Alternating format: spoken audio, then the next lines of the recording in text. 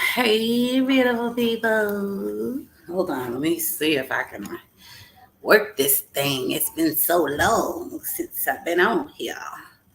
Hey, y'all. Hey, my people.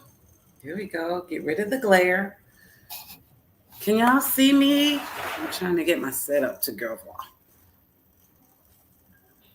Oh, I can't see y'all. Let me turn on the comments. There we go. Yes, thumbs up. All right, all right, all right. Hey, you new. The love. I saw painted in here earlier. Hey, look at I'm literally looking like so are y'all ready? I wanted to say hey and everything. We can talk afterwards. But you knew's gotta get to bed, so I don't want her to miss it if she didn't catch woo today.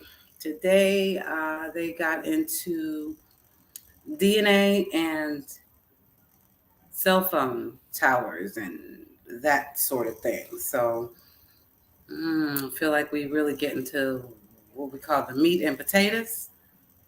And like any day now, we're gonna start hearing some crazy stuff.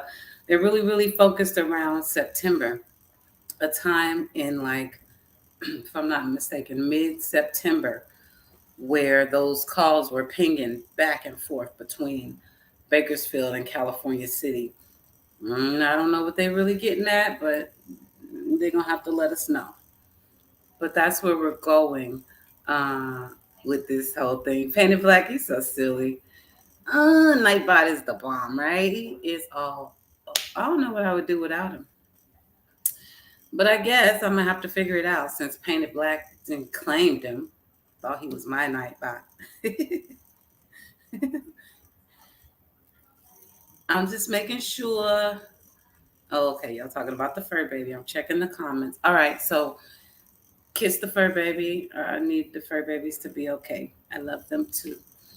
And y'all just get ready. There's a lot of technical talk because again, it's DNA, and then they go into the cell phone pings and that sort of thing. So y'all know how that can get real technical, but we can follow it, and of course, it's recorded, so you can rewind it.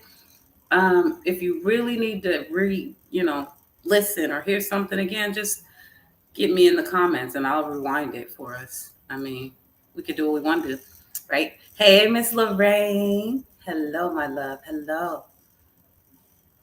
Welcome. All right, y'all. So I'm going to play the minutes from the trial today. And then, if y'all want, I'll come back and we can chop it up.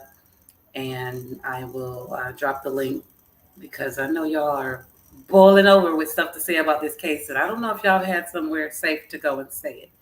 So I owe you that, my loves.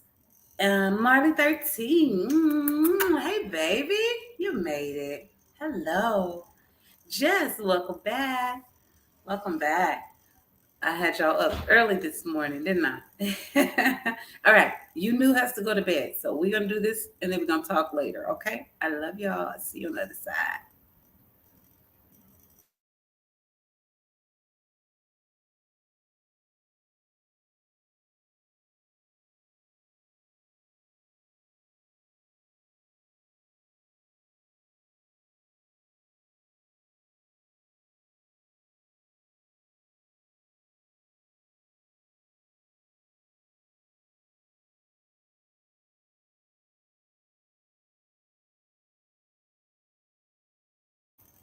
My pleasure, they love. Thank you for being here.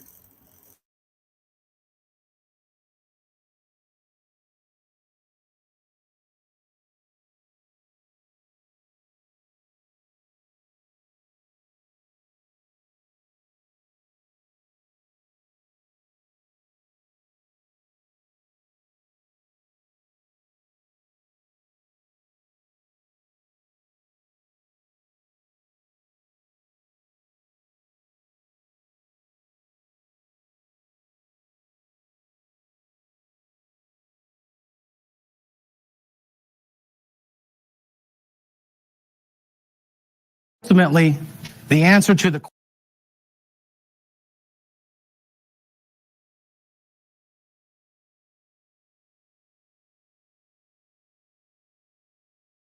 Ultimately, the answer to the question of where are the boys will be answered. It's that they're dead. And at the end of the case, I will ask you to return a verdict of guilty beyond a reasonable doubt as to Trezell and Jacqueline for the. Ultimately, the answer to the question of where are the boys will be answered. It's that they're dead. And at the end of the case, I will ask you to return a verdict of guilty beyond a reasonable doubt as to Trezell and Jacqueline for the murders of Orrin and Orson West. Good morning. My name is Cynthia Zimmer. I am Kern County's district attorney. I have information about Orrin and Orson West, the two young boys who were reported missing from California City 14 months ago. On December 21st of 2020, Orrin was 4 years old and Orson was 3 years old. Their adoptive parents in California City, Trezell West and Jacqueline West, reported to the California City Police Department that the boys had disappeared from their backyard. The California City Police Department began a search for the boys in the area around their home. After a period of time, the FBI joined in the search, as did the California Highway Patrol and search and rescue from the Kern County Sheriff's Department. The community also came out to assist in looking for the boys, but to no avail. They were not located.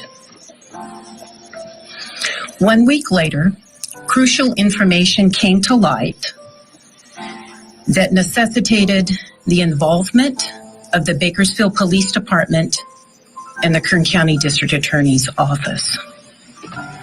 Law enforcement worked diligently, hundreds of hours in the next 12 months, looking for the boys. This morning, I'm saddened to announce that the investigation has revealed that Orrin and Orson West are deceased. The investigation has also revealed that they died 3 months before their adoptive parents reported them missing. How can we confirm that the boys had died 3 months prior to their reported disappearance if bodies haven't been found? Can you kind of explain how that works? No, I cannot, but I can tell you the facts in court will show that we were able to prove that to the grand jury, that the boys have died, that they were murdered. And we did that through a combination of direct and circumstantial evidence. And the grand jury was convinced that they were dead. Thank you. One of the things that's very interesting now, the boys are still missing. There are no bodies. Yet these parents are charged with involuntary manslaughter and second-degree murder. How is this possible if there are no bodies? The fact that law enforcement have not found their bodies does not preclude a murder prosecution. As a matter of fact, there have been many hundreds of what we call no-body homicides prosecuted across the United States successfully, and even no-body homicides have resulted in murder convictions in Kern County. So it is possible. It is a lot more difficult, though. Typically, in a murder trial, I think Eric Smith said during jury selection last week, he told potential jurors, 99.9% of jury trials, there's a body. You're going to see autopsy photos. You're going to hear from a pathologist talking about how the person died. In this case, you're not going to have that. So it's going to be interesting to see what evidence the prosecution has pointing to the fact that someone was killed and that the Wests were responsible. Involuntary manslaughter to second-degree murder. Both. Why both? Most serious charge is the second-degree murder charge. That carries a penalty of 15 years to life. In that case, that's the example I've heard most often is shooting into a crowded room. It's a reckless disregard for human life. You may not mean to kill somebody, but it's so reckless that you can be charged with murder if someone dies as a result. The involuntary manslaughter is the unintentional killing of someone else. 4 years is the maximum you can face with that. As to why they filed both, I'm not sure. It may be that the evidence doesn't support second degree. They go with the involuntary manslaughter instead. Orson was in California City for about 4 days. At some point, Adrian heard a loud thud in the night. The day prior to hearing the thud, Orson was there. The day after the loud thud, Orson was gone and he hasn't seen him since. This was a tragic accident, is what the evidence will show. All right? They don't have an answer for it because it was tragic. But instead, Trezell is here on a murder charge. Cal City out the gate just never thought anyone would take two little black boys. That's why the investigation will look the way it did. This is the last known photo ever taken of Orrin, recovered from the cell phones that were seized in this case.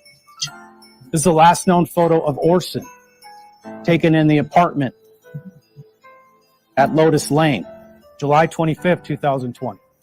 And then ultimately, sometime in September, they were killed and have not been seen since then.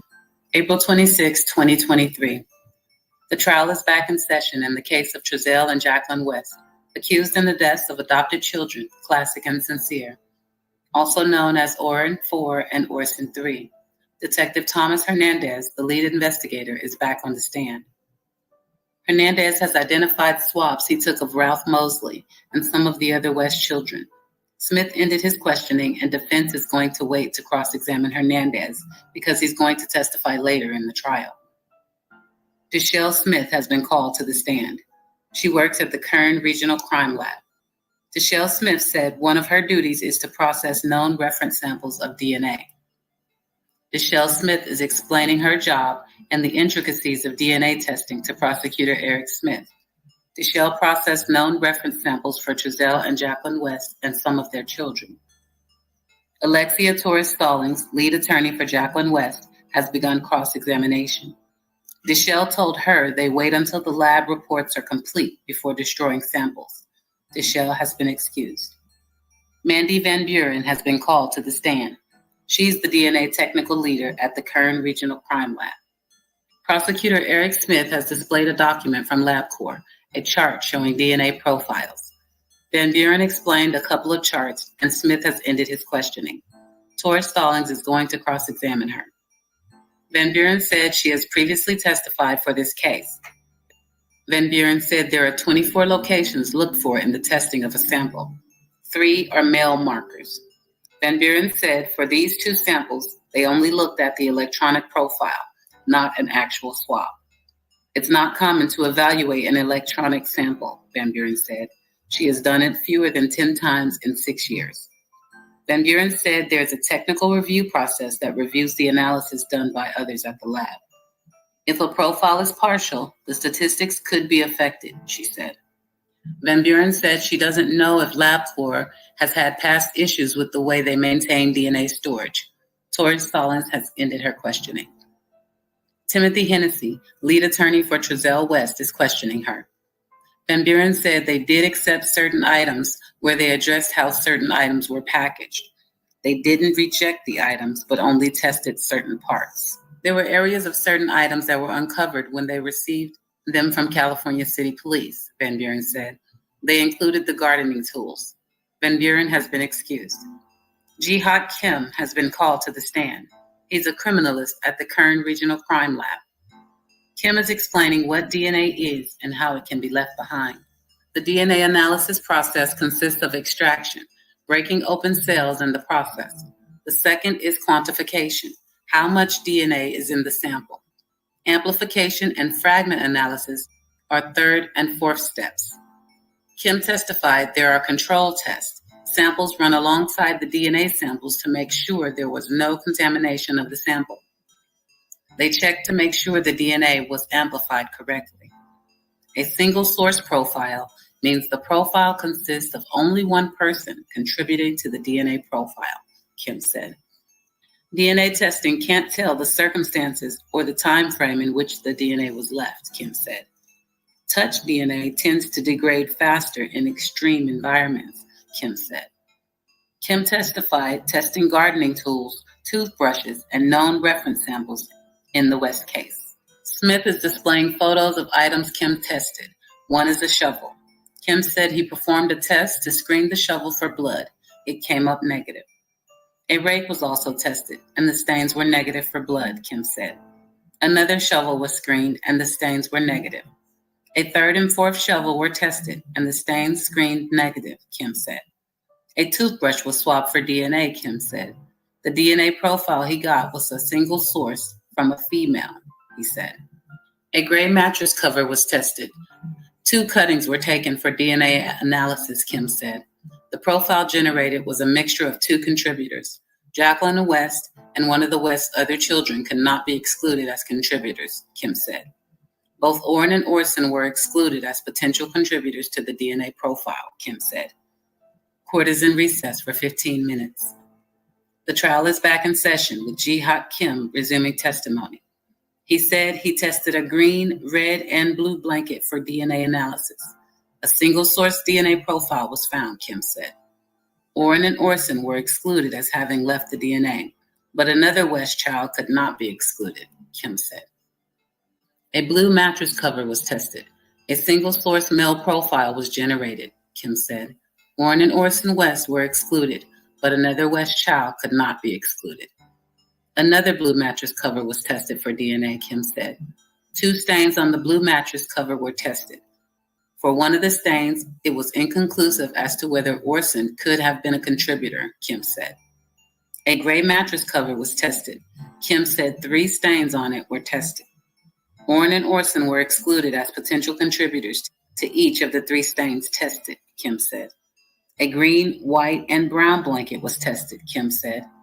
No stains were tested on that item. A gray mattress cover had 4 stains that were tested, Kim said. Orrin and Orson were excluded. A blue, gray, and white blanket was tested. The 1 stain tested was positive, but no further testing was done because they were focusing on stains found on the mattress covers, Kim said.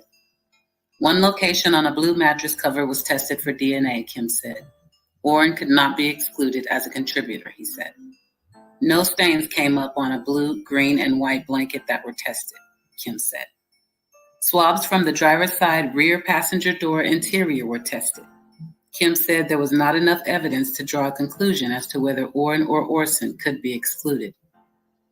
Swabs from the passenger side rear door interior of the West van were tested. Kim said Orrin and Orson were excluded as potential contributors. The swabs from the rear door interior door handle were tested, Kim said.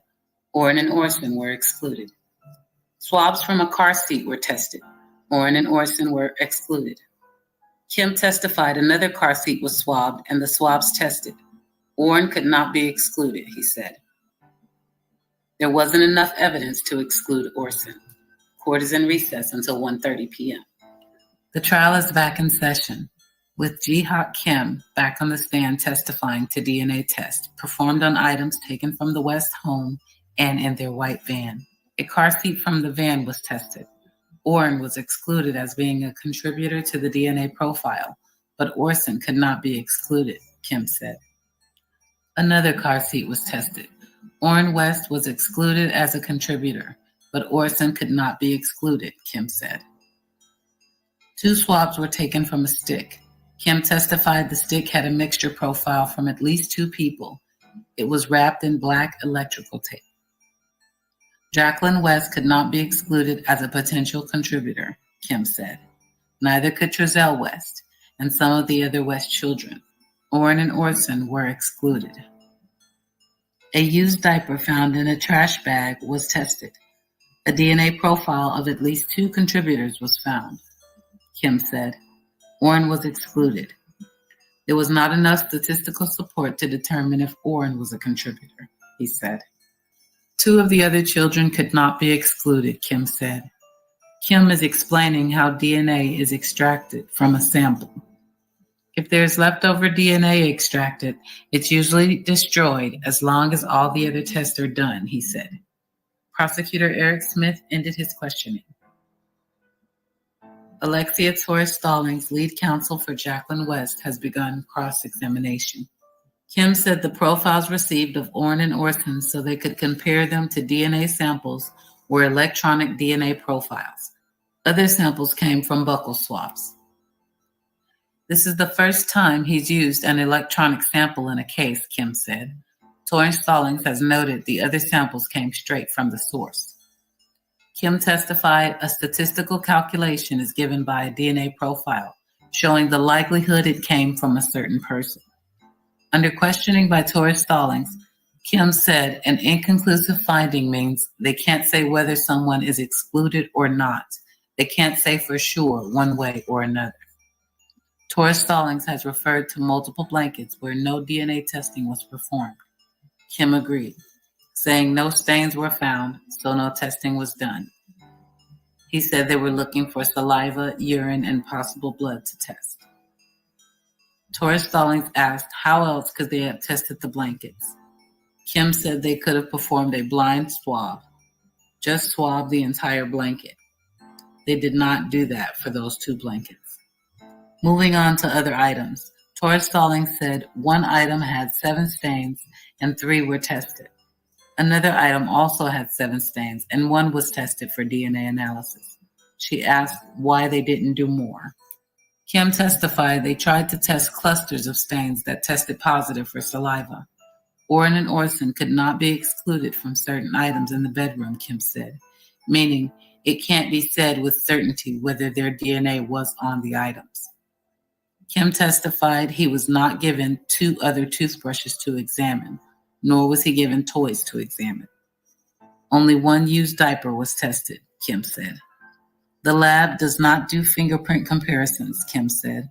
The only ability they have with fingerprints is to collect them. No comparisons. Torres Stallings finished. Timothy Hennessy, lead attorney for Trezell West, is now questioning Kim. Kim is testifying to how the testing and analysis helps them determine the odds of a DNA profile being left by someone else. Kim found one item had a profile that may have come from a BPD officer on it. He said they try to catch contamination from staff profiles on items they receive. Hennessy ended his questioning. Kim has been excused. Court is in recess for 15 minutes. Judge Charles R. Brimmer said it's highly likely the jury will get the case around May 17th. They're ahead of schedule. Darren Wonderly has been called to the stand. He's an investigator with the DA's office. Wonderly does analysis of call detail records, among other things. Wonderly reviewed phone records in this case. He listed several numbers. Wonderly said he created PowerPoint presentations. One is for Trezell and Jacqueline West, the other for Ralph Mosley and Ryan Dean. Wonderly is pointing out what a call detail record contains, the length of the call, when it began and ended, the numbers involved, etc. Wonderly received both Sprint and T-Mobile records for the numbers. Sprint was taken over by T-Mobile in 2020. The records were in Coordinated Universal Time, UTC, and were adjusted by Wonderly to Pacific Standard Time. The UTC timeline is 8 hours ahead of Pacific Standard Time, Wonderly said. Wonderly said a number for Mosley was reviewed from 7/30/2020 to 10/30/2020. A map shows all the cell towers used for that number during that time period. The same number with the T-Mobile record went into 2021. Wonderly said he was asked to analyze any records in the California City or Eastern Kern area. There were 6 different tower usages in Cal City for Mosley's number on December 23rd, 2020. That was the only date on the T-Mobile record for Ralph Mosley's number in the Cal City area, Wonderly said. Records were examined from June 30th, 2020 into 2021, and December 30th, 2020 was the only date his number used cell towers in that area, Wonderly said. That's 2 days after the boys were reported missing. A number associated with Ryan Dean, the boy's biological mother, was examined from July 17, 2020 to March 10, 2021, Wonderly said. Asked to look for usages in Eastern Kern, Wonderly found a tower usage southwest of California City on December 23, 2020, from 11 a.m. to 5:38 p.m. 2 other usages occurred on January 2nd, 2021, he said. Neither Dean's nor Mosley's numbers used cell towers in the Cal City area on the day the boys were reported missing, according to Wonderly. Wonderly has moved on to call detail records for Trezell and Jacqueline West. For a number associated with Jacqueline West, on September 11, 2020, It was associated with towers in California City around 12:36 p.m. There was a tower usage near Lotus Lane later the same day, Wonderly said. The West lived in an apartment on Lotus Lane before moving to Cal City. A phone call was made late on September 12, 2020, Wonderly said. 10 records were captured on September 13, 2020. On September 14th, multiple towers were used in the Bakersfield area, and on September 15, 2020, there were 3 transactions captured by a tower in Cal City, Wonderly said. On September 16th and 17th, a tower near Lotus Lane captured multiple records, and on September 18th, a tower was used in Cal City in the morning, and later the number was found back in Bakersfield near Lotus Lane. On September 19, 2020, 2 tower usages were found in the morning in Cal City, Wonderly said. At 4:28 p.m., the tower near Lotus Lane was used. 7 tower usages occurred in Cal City on September 20th, from late in the morning to late into the afternoon. For a number associated with Trezell West on September 11, 2020, it used a tower in Cal City. Then later, a number near Lotus Lane. On 9/12, there were usages near Lotus Lane. On 9/13, multiple towers were used in the Bakersfield area, some near Lotus Lane, others near Highway 38 and 43, then back to an area north of Lotus Lane. On 9/14, records began at 7:45 a.m. to the evening, and all used a tower near Lotus Lane, and some to an area southwest. On 9/15, a tower in Cal City was used, as were towers between Mojave and Tehachapi. On 9/17, 5 records used the tower near Lotus Lane. There were also usages of a tower on Union Avenue. On 9/18, there were several records captured in the morning in Cal City. Also on 9/18, there were usages near Lotus Lane and for towers to the southwest. On 9/19/2020, from 10:30 a.m. to 12:19 p.m., a tower in Cal City was used. On the same day, from 4:34 p.m. to 8:59 p.m., the tower near Lotus Lane was used. On 9/20, there were more usages in Cal City. For Jacqueline West, on 12/21/20, a tower in the Bakersfield area was used near Potomac Avenue in the early evening and later. There was a 10-minute call late that evening. There were multiple records showing calls between 2 numbers on that day, Wonderly said. Smith ended his questioning. Hennessy is now questioning Wonderly. Hennessy ended, and Torres Stallings is cross-examining Wonderly. He said the call detail records reflect phone calls and text messages, nothing else. Wonderly has been excused. Court is in recess, and the trial will resume 9 a.m. on Monday. While the defendants in this case, Trezell and Jacqueline West, are presumed innocent, the securing of a grand jury indictment is a major step in ensuring that there will be justice for Orrin and Orson. This case has tugged at the heartstrings of people in my office and in law enforcement and in this community. It is a horrific tragedy that these precious little boys had to lose their lives. But I want to thank everyone who was involved in this case, the law enforcement officers. It must have been so difficult for them who searched for Orrin and Orson, the community members that came out and helped search, and then the community members that just continue to care about what happened to them.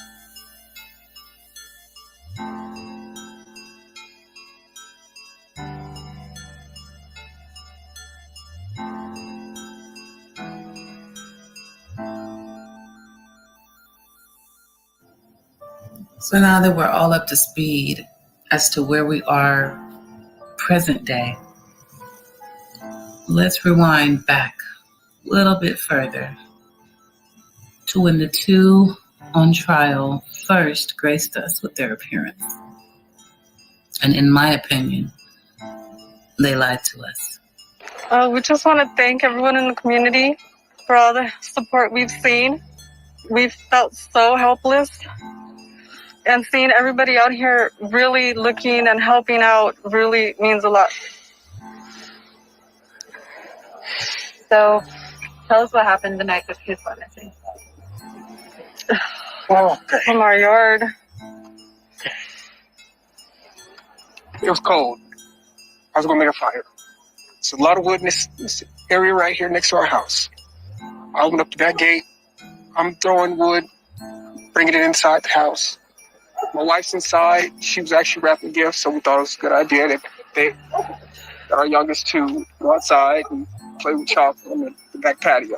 Do not let them go on the dirt in the backyard and keep them close. So I was playing with chalk.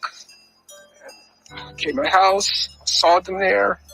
One house, came back out. I didn't see them there. I immediately went back in, asked my wife, "Did you see the boys?" She said, "No, they should be outside playing with chalk." I said, "Well, I didn't see them." So I came back outside and I started searching my backyard. I searched the whole thing. I realized that I left the gate open and I panicked, came inside the house, searched the house, me and my wife. Once that didn't pan out, I got in the van. I looked down the street, both directions. It was getting dark, getting cold, and I got in the van and I hit a bunch of corners. I went down this street. I turned my light on. I searched. I called their names. Talked to a gentleman on the street on the other side over there. He didn't see me. So then I came home and I told my wife, "We need to call the cops. It's getting dark and I need help. We gotta get going." So I called the cops. Cops came. First thing they did was tell us to stay in the house so they can get a hold of us. And they had us just sitting there, and we wanted to keep searching.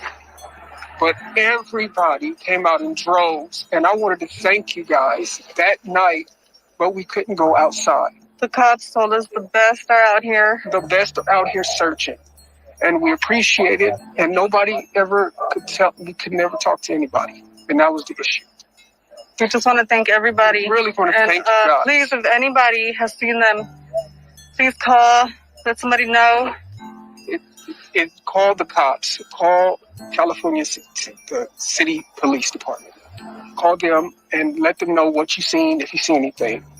Our boys, they are going to be rambunctious, okay? They are going to be here in this area. And I really would like to go in the houses, but it's not because I want to invade people's privacy. I just want to know if make sure. That's it. Because go ahead. I'm sorry. If you got any questions. Oh, no, you're good. Oh, okay. I was just going to say, this is the first time we're hearing from you guys, and I can't imagine what you guys are going through. I can't even fathom it. For you guys, for people who are thinking that there's some kind of foul play involved, we just spoke to the biological mother. She says she had a conversation with you guys, and that she thinks there's some kind of foul play involved, that she thinks you guys did something. And that's understandable. What's your response to that? That's understandable. I would think the same thing. Yep. I mean, that's exactly the point. And if we can find our babies, then guess what? That's no. And that's all I want is to find our babies. That's it. And I talked to her this morning, and I really wanted to tell her that I am completely sorry because we were entrusted with her children, and they came to us, and they became our children. We named them, and they are our children, and so we want them back. So please, if y'all could get back on what you guys are doing, we should be able to get a hold of somebody, but they took all of our tech, so they wanted to, I guess, just rule us out, which makes sense. That's part of the investigation. So that's pretty much it. Have you guys, you talked to the police all last night? Yes. So you guys willfully gave them your everything. technology, Yes. the car. Yes. Did they get it? How did they get a search warrant? Did you guys? I Oh, no I don't see idea. why they got one, but they got one. Yeah, we would they have let didn't them take need one, anything. but We would have let them take everything. We let them come in and search with us. We asked them to come do that. What did they take? Just tech, and that's it. Like our phones. From the house? What did they? I don't even know. I see. Yeah, we seriously felt like we needed to be out here. We did. Again, we were told the best are out here looking already. Just to stay put. They have more questions. There was literally a cop with us the whole time in there. He had sitting down. We would ask, can we go help? They had to sit He down. said nope. He said, no, we got the best out there. So we need it's not. you guys here in case we have more I don't questions. want you guys thinking we don't. didn't try. We actually looked tried. before we called We police. Yes. And I imagine the mind-boggling part is the search for information. What happened? Where are they? Yes. Et cetera, et cetera. And we're, yeah. And just so we are able to present the information correctly, at what time did you guys notice your kids went missing? And at what time were they reported missing to the police? It's about, I think it was about 4:30, going on 5. It was getting dark, like I said. 5-ish. 5-ish. That's about it. That's when everything played out. And then when did you guys call the police to report them missing? After we searched Yeah. a little bit around here, it was dark, so we definitely we got worried. Would you say it was maybe within an hour, a couple hours? No, it was within minutes of us getting finished up with our search. It was within minutes. I'm good. What do you guys want people at home to understand about this situation? For them, even speaking about what you guys are feeling is difficult. What do you want them at home to understand about this whole situation? We're going through it. It's difficult. I mean, everybody's making their own their own conclusions. They don't know anything. We're not sure like everything. We're not sure. We said what we knew, and if anybody has seen them, or anything, please call the police department. Would you be willing to provide pictures, or do you have any? I have older pictures. All my newest were on my phone. Okay. A lot of people are speaking of this as, after the math, past tense. I want to talk about your kids as present tense. What kind of boys are these? Tell us about the boys. Very playful, very rambunctious, and they do love to wrestle. They do love to kind of get rough with each other. Kids. They're kids. Of course, they would love to go out, but so during the pandemic, we wasn't trying to go, out here. And so we stayed inside. Did you guys ever go out and search? Yes. We did. We searched before we called the cops. That's what we said. What time did they come up missing? They came missing right before it got dark. Then we called. I searched that property. I even drove around this neighborhood right here. I even talked to a gentleman on that side, on those streets over there. I said, "Did you see some little black kids?" And that way looking for them. That's the way I was gonna come. But when I came back home, I decided to call the cops because it was dark. They couldn't have got away that fast. And why did it take 2 people to go in the house and leave 2 kids out here by themselves? It should have been 1 parent going in and 1 parent right here watching the child, not 2 parents going in the house and leaving 2 little kids out here by themselves for 10 minutes. No, they were in the backyard. And So the back how did gate they was get open. out the backyard? And the back gate was open, and I was getting wood So from you this guys lot here. been unresponsible and left the gate open, left some little kids outside with the gate open. All right. Sorry. You guys were talking about your boys who you're, I understand. For a mother, a mother's intuition, I know you were saying, and we'll get your names after this, but you were saying how you feel like they're in this area. Do you feel the same way? And what is the intuition? What is the sense you get? What do you think happened to your boys? Do you think someone took them? Do you think they're lost? Do you think? Yeah, definitely. I definitely know they're not walking around. They're not that kind. They do not just roam around. These patches. I think definitely would have been picked up or something. That was my assumption. Have they ever taken off over the No. before? No. They've never taken off? No. Basically, You guys are new to Cal City, right? Yep. How long have you guys been living here? Just 3 months. Never even came up. Do you have any more questions? It's crazy because y'all say y'all came out looking for the kids, and y'all got neighbors that say y'all ain't even came out looking for the kids. The neighbors went out here. We were looking. We were looking. I'm just saying, bro, it's crazy, bro. I got kids of my own. Where do you live? These little boys that y'all raised, they look my biological family. I understand, bro. I don't leave kids outside, and I understand. I have 9 kids. I have 9 kids. There's There's outside no in the backyard way that I was I'm watching. gonna leave my kids unattended. Not even for a minute. Like, you sit here. We get that. We get it. They're in the We backyard. feel it. You don't even look like you worried, But bro. you said the gate. I've been Okay, y'all going know through it all day. y'all finna go inside the house, right? Yeah. Y'all are foster parents, right? No. Okay, we're well, y'all adopted adopted them, Yeah, right? they are Okay, children. shut the gate. Go in the house. Why did it take both of y'all to go in the house and leave them outside by themselves? I understand. And y'all know the gate was Why open. haven't y'all been out with the people around this neighborhood looking with the We kids? already told on camera. I didn't see y'all on no cameras last night. I No. didn't even see y'all out here praying with them people. Them people was out to take care of my nephew. Not this, not supposed to happen. I understand. Y'all was supposed to take care of my nephew. I understand. If anybody's watching at home who knows anything, or if somebody who has these kids, if they're watching, what is your message to them? The message has always been, as soon as possible, call the California City Police Department, and please bring our babies home. And that's that.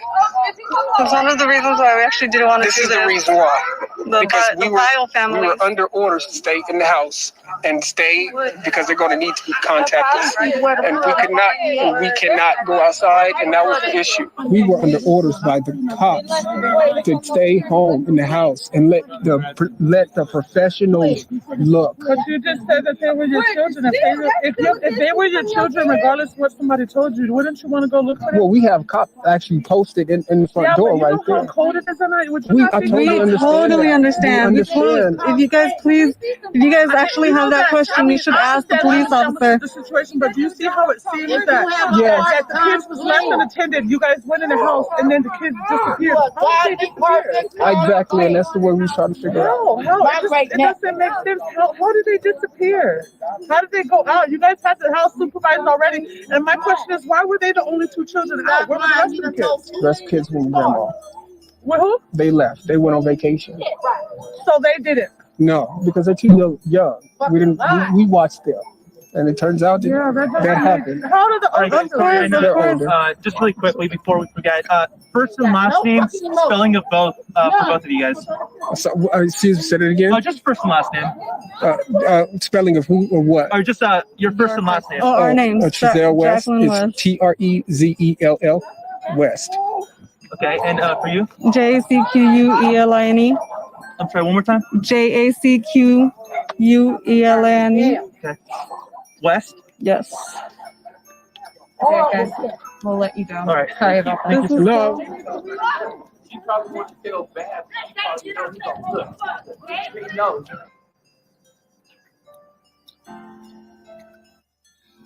I'll see you in the comments, beautiful people.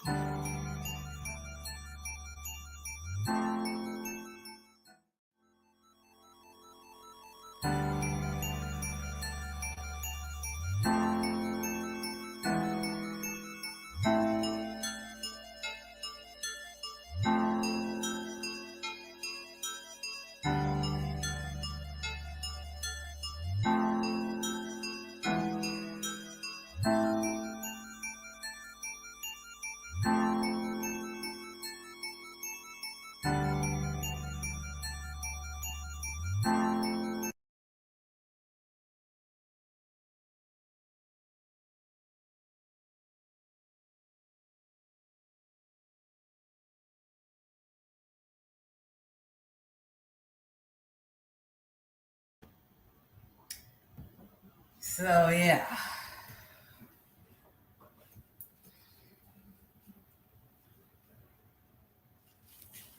What y'all think?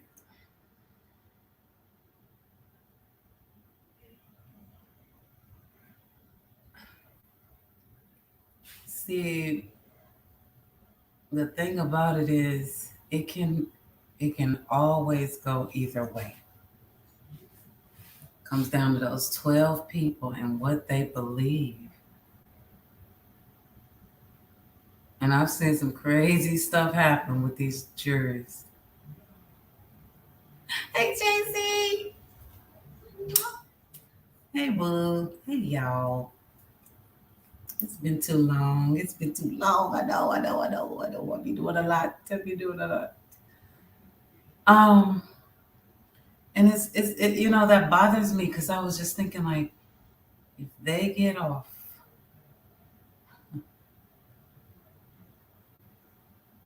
yeah, you knew, yeah, they were treated differently. She said it herself. She told the detective, um, well, he said if my kids were missing, I'd be freaking out. And she said, like, it's not the same because it's not my kids or something. It's in the last video. Yeah, she said it. Plus, she said she always kept them separate. Always. It just seemed like she didn't treat them right. They didn't treat them right. Yep, exactly, Tracy. All about the damn money. That was it. But see, and that's the other side. And I know the jury got to go here. Like, if those kids were their primary source of income, no matter how frustrated you are, why would you do that?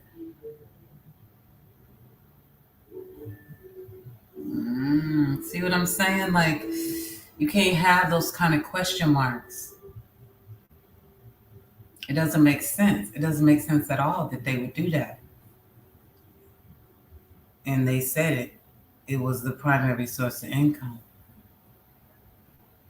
I just pray to God they don't get off. No way, no how. Jennifer! Hey! Thank you. Thank you very much. I need that because the algorithm is like, who are you again? And I'm gonna do this every day. It's a lot of information. Today was actually kind of chill, even though it was a lot of information. Technically, they had what was it? 3 witnesses or something? And before that, we had, I don't know how many. They were just whipping them in and out.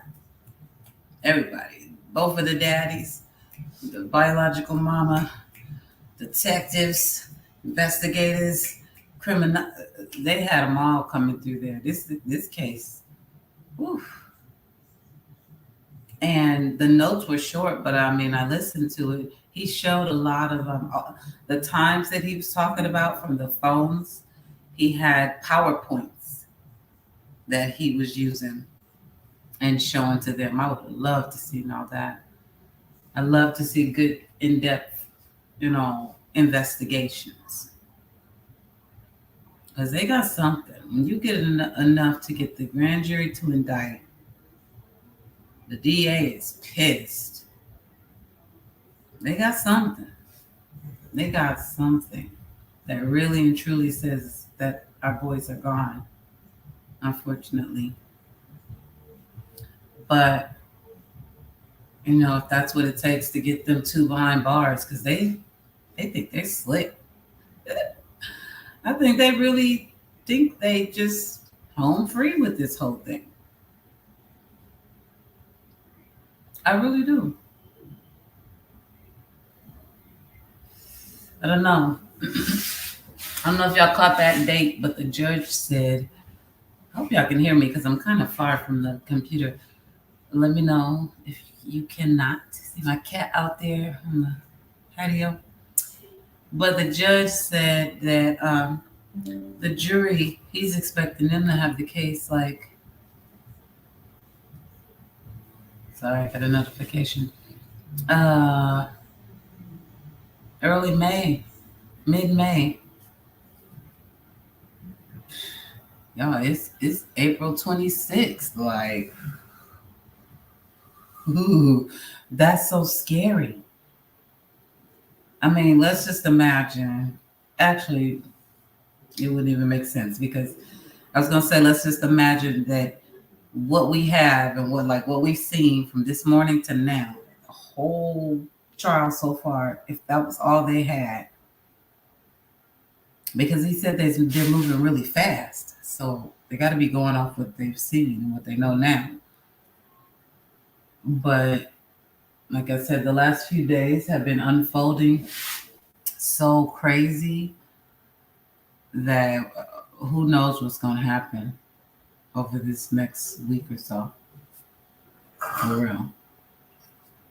Who knows? It might get real crazy. 14 people. I'll put the link out, y'all, if anybody wants to come up. I got some time before dinner. Ooh. I don't know. I mean, in my mind, it's a no-brainer from day one. And I think, I would say everybody in here feels the same way. Let me see. Yep. I think y'all would all agree. All the names I see would agree. We're not buying this. But you got to convince everybody unanimously. It's just a big word. And it's scary. Keisha all day. Hey. Hello. We just chopping it up about what we saw today or heard today. These past few weeks, period, just what it looked like. Wish I could be a fly on that wall. I keep wishing that they just one day decide to say, okay, open trial. We gonna let y'all. I'd be glued to the screen because I'm glued to my laptop already, just listening. I multitask around it, but I'd be listening. That DNA stuff was crazy though.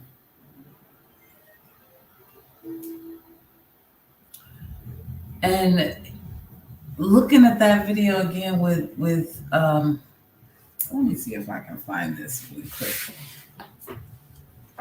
While y'all have Trezell on your mind and how he looked just now, because he looked like he was lying. We all know that. Hold on, stop the camera for y'all for a minute.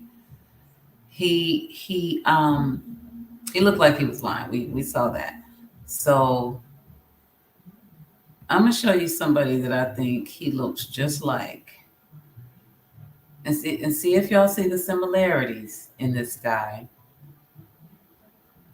And if you don't know already, spoiler alert, he's definitely lying his ass off. But I don't know if it's the way that they're so anxious to be done with the interviews, or the rock, the look in their eyes, the way they try to do these what do you call it? Close-ended questions. I mean, answers, like it's open and shut. They just want it over with. And anyway, the similarities are there. And right after this interview, let me get to it, which is, yes, I do have it here. Let me share this with you guys. Right after this interview, he led the detectives to the body of the baby. Okay. But not before he stood there and lied for like 30 good minutes with a straight face. Kind of straight, anyway. Because when you have that BS radar, you see it. All right, let me find it. Let me be quiet for a second so I can think. There he is. Okay. That's not audio only, is it? Okay, perfect. So this was Caleb Wisnan. I don't know if you, well, my people should know Caleb, but Caleb Wisnan Jr. He was murdered by his father. Look at the similarities because this is a lion ass daddy that, tried to get away with it for a minute and ended up getting busted. I just want to see if you see Trezell in him or Don Wells, or I don't know, anybody like that. Let me show you. What is this? Okay, this should be it right here. Let me mute out.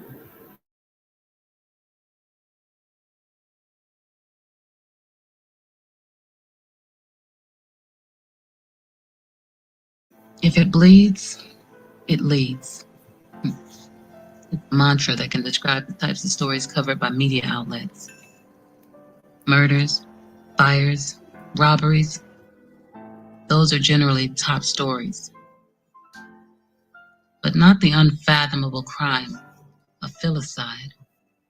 There are 5 specific motives for filicide, classified as 1, altruistic, 2, acutely psychotic, 3, accidental filicide or fatal maltreatment, 4, unwanted child, and 5, spouse revenge filicide. We're going to take a journey and find out what all of these are about. The discovery of the body, Wisnan ran over to Gardner, the baby's mother, hugged her and said, "I'm sorry."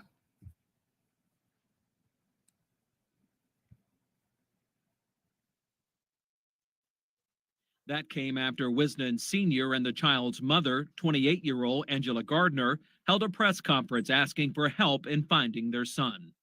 If anybody's got anything, any places that I could have gone, anybody, you know who you are. Please find him, please. After the news conference, we were able to obtain some pretty good information that led us to the body. So allow me to share with you this article, which explains where we are in this story. As you can see, Daddy did it. Of course, we don't know why, ultimately. We do know that he's sorry for whatever he thought that was worth. But the article reads, the Alabama man who publicly pleaded for his son's safety is now charged with his murder. He directed authorities to the 5-week-old's dead body, a detective testified Friday. Caleb Wisnan, 32, was charged with capital murder in mid-May, just a day after he and partner, 28-year-old Angela Gardner, held a press conference about the tot's disappearance. Montgomery County Sheriff's investigator John Shepard testified at a preliminary hearing that Wisnan drove detectives to a rural area in Lowndes County where Caleb Jr.'s dead body was found. At the discovery of the body, Wisnan ran over to Gardner, hugged her, and said, "I'm sorry." Shepard testified. He said it was an accident. Then, Shepard said, Wisnan told police to shoot me. I imagine he whispered it like a coward, but he told the police, "Shoot me." Wisnan reported Caleb Jr. missing on May 10th from a Circle K convenience store along a highway outside Montgomery. But an Alabama law enforcement agency missing persons alert the next day said that the tot had been missing since May 8th. Shepard said that investigators reviewed footage from the store, but didn't see anyone go near the car. Since then, Wisnan told varying stories, at least one about leaving Caleb with a friend and another about leaving him with a different friend's wife. Investigators also discovered video of Wisnan disposing of a Mickey Mouse pacifier, a child's sock, and a green shirt he'd been wearing earlier in the day. Caleb Jr. officially died from blunt force trauma with a complex skull fracture to the right side of his head that was almost 2 inches long, along with damage to his optic nerves and a broken right tibia. It hurts to even read that. Forensic pathologist Dr. David Radzicki of the Alabama Department of Forensic Sciences testified that Caleb Jr. died within minutes. District Judge Tiffany McCord ruled that there was enough evidence in the case to present it to a grand jury for indictment. I agree.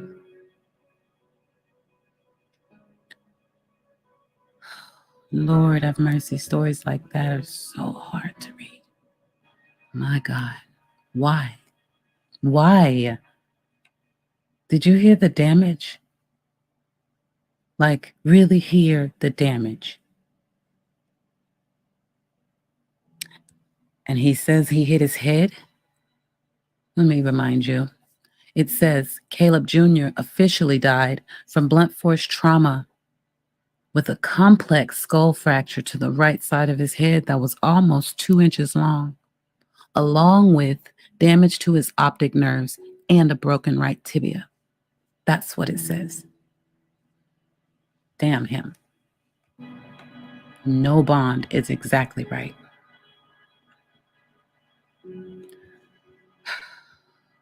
So, I wanted you to understand the sheer gravity of the situation before I show you this interview, this press conference, where this family, this mother and father, pleaded for their son. The whole time, this father, knowing damn well this baby was laying out in a field already dead with all the injuries I just told you about. So keep in mind, he lied. He's locked up, no bond. However, just a few hours before we knew all of what we know now, this is what he actually told us.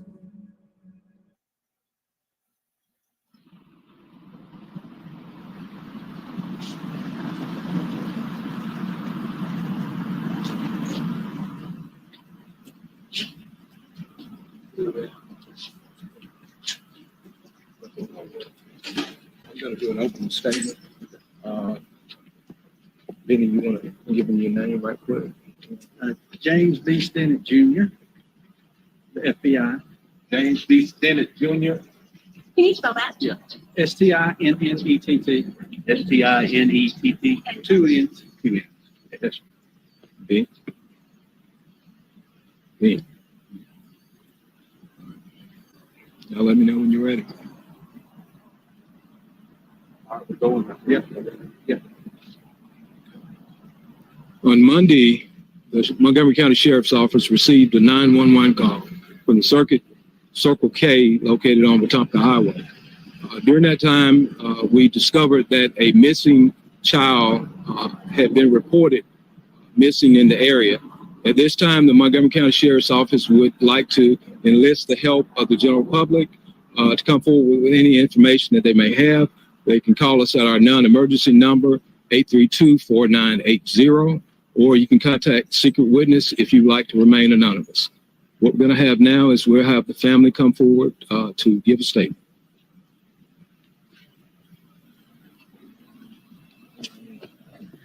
No, she's not good with cameras, so I apologize.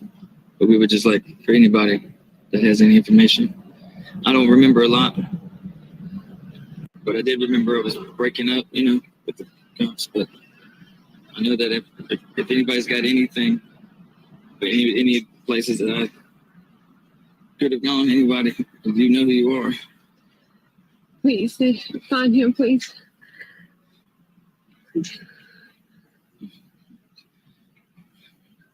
It mean a lot. It mean everything to us. And this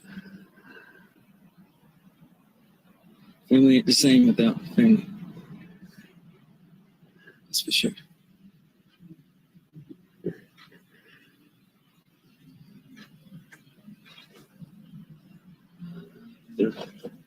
Y'all, they're ready to go. It's been a little over 2 minutes. Oh, we had pictures of the baby too. They were done We with sent the it to interview. investigators. Phone so he would have them show you all in the press. But if I don't know if y'all can see these pictures, but This is the best I can do. He's only a month and a week old.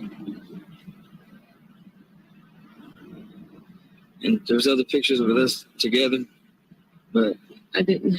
Trying to crop him and do stuff with this phone is not working very well. But we sent him to the investigator. Hopefully the press gets him. I pray that they do, so that they can have a good idea of what he looks like. Yeah. Close we are to the family. How much we really appreciate him if he was returned. Can you tell us what the last thing you guys remember the last time you all were together? Saturday? Yeah, Saturday was the last time we were together. Saturday night. Saturday night. Yeah. We were all together sleeping, and well, the baby with me and her in the bed, and Toulouse in the other room, because we usually are together as a family, but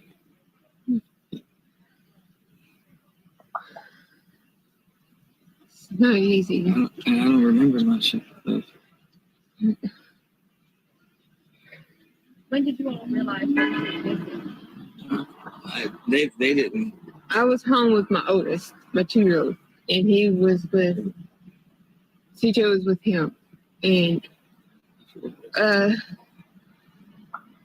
he went to go pay gas at the gas station and realized that he was gone.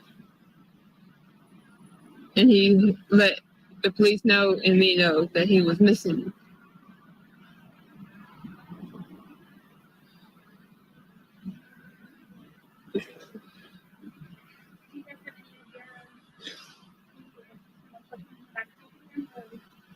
No. No, I don't.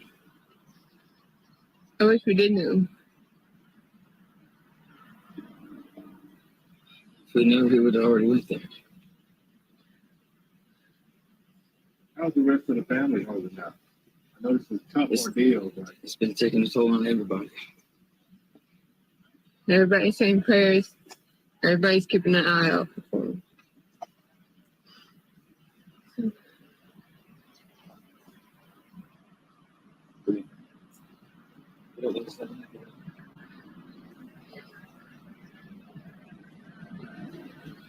through just old-fashioned police work, we were able to find this little guy. This is Caleb Winston Jr. And I think that the media has these photos. But we were able to recover his body through investigative efforts. And as you were made aware yesterday, we initially charged his father, Caleb Winston Sr., with manslaughter with a $100,000 bond. But after the autopsy was conducted last night, there is evidence to indicate that the proper charge will be capital murder. So that manslaughter charge will now be upgraded after consulting with Darrell Bailey and his staff at the district attorney's office to capital murder with no bond. Filicide is a real thing, and it's on the rise. Next episode, unfortunately, coming soon.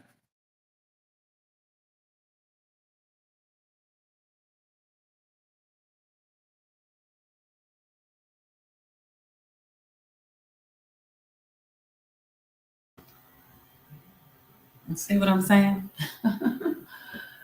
Seem like, hurry up, get me out of here. Here's the story.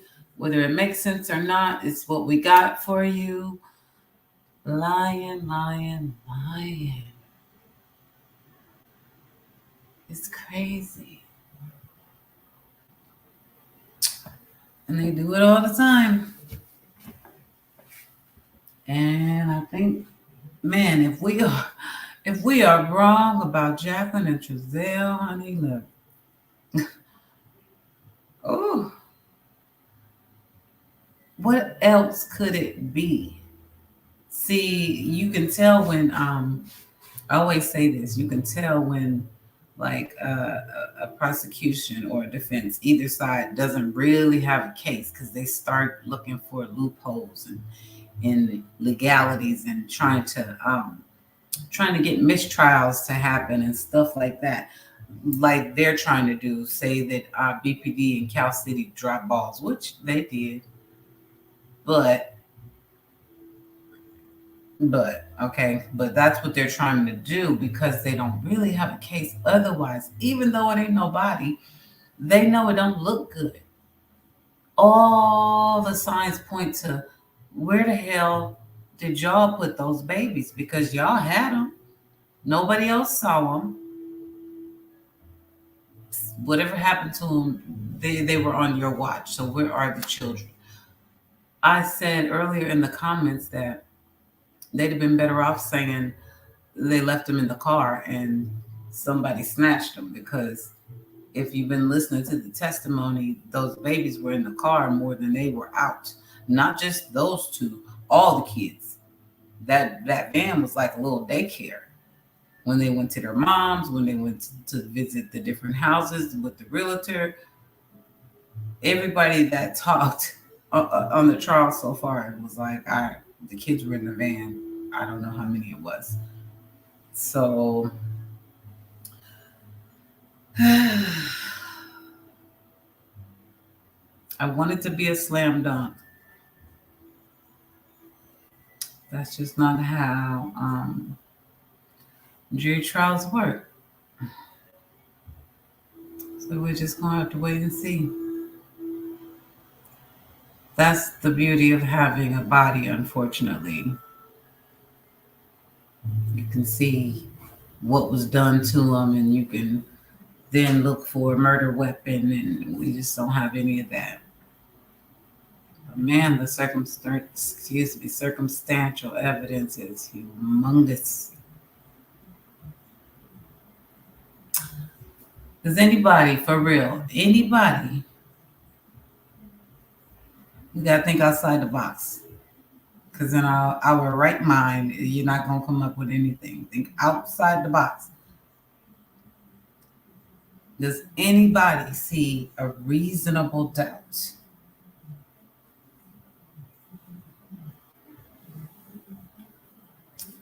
My problem is when I try to think, like I said, if they would have said they were left them in the car, maybe, I could have been like, well, shit. And that, excuse me, and that happens. There's pedophiles, there's creeps, there's whatever, but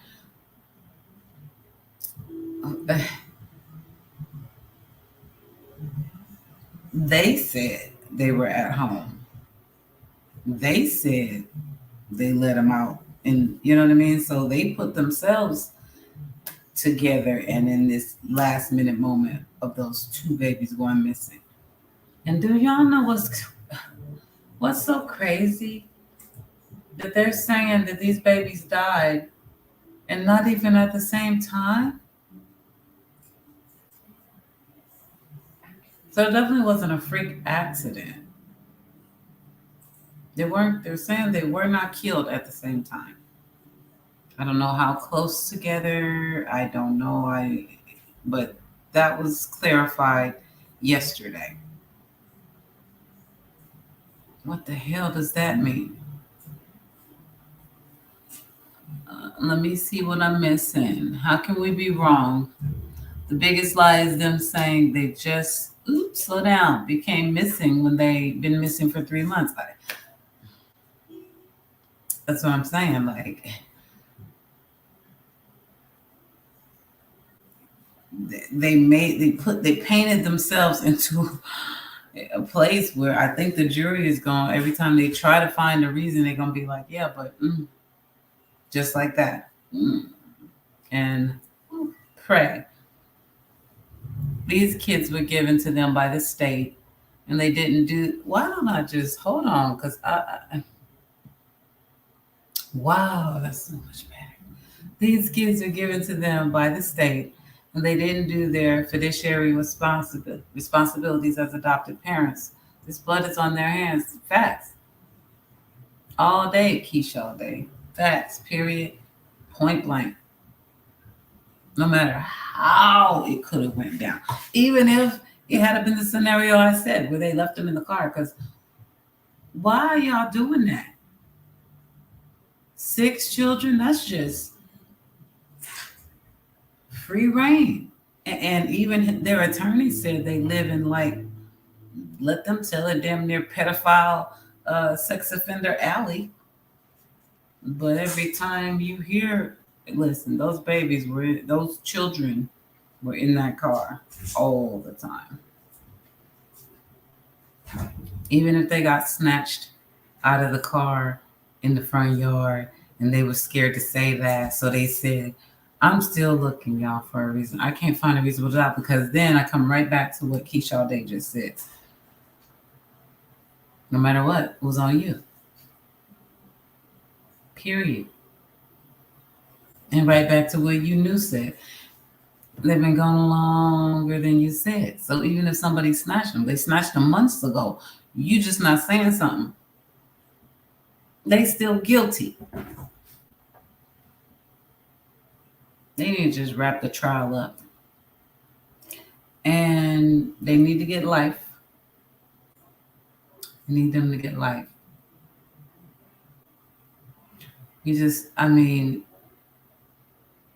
Life for me, or death for life. I'm with that at times too, but they took these babies who were already in the system away from their bloodline, their mother who clearly loves them.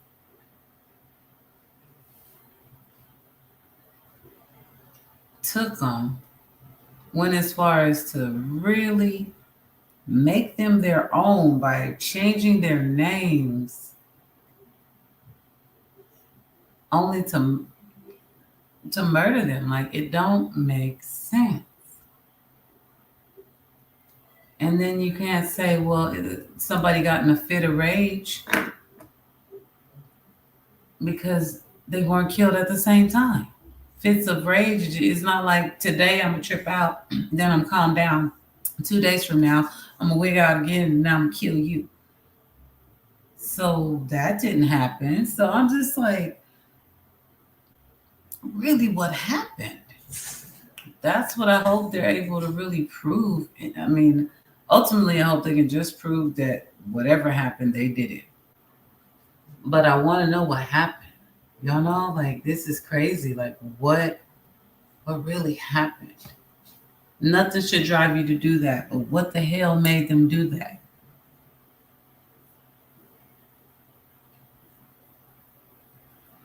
Yeah, life for sure. Live by the sword, you die by the sword, period. Especially when you kill children. They don't even need a trial, if you ask me. Don't even need a trial. For what? The school shooters, no trial, no trial. And I think they should get the death penalty.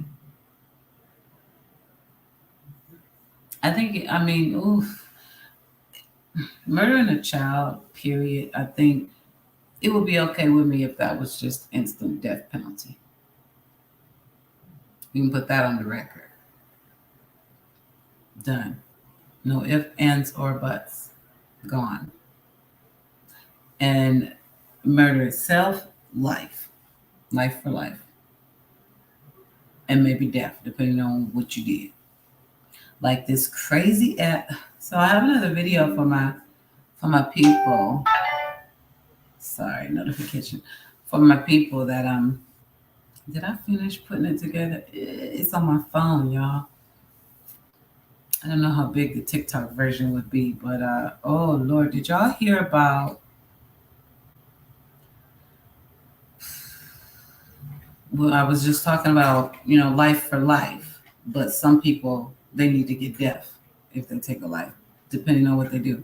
This man, who shouldn't have even been out of prison, he had just gotten out, I think, in January, and he ordered Uber Eats, and then when they got there, he murdered and dismembered the Uber Eats driver. Did y'all hear about that? They love his life so they can suffer every single day. And you know what? I get that. And a lot of people agree with that. Some people absolutely, completely disagree with the death penalty. They think it's just as wrong as what they did. I say, God forgive me, because some of them, they got to go.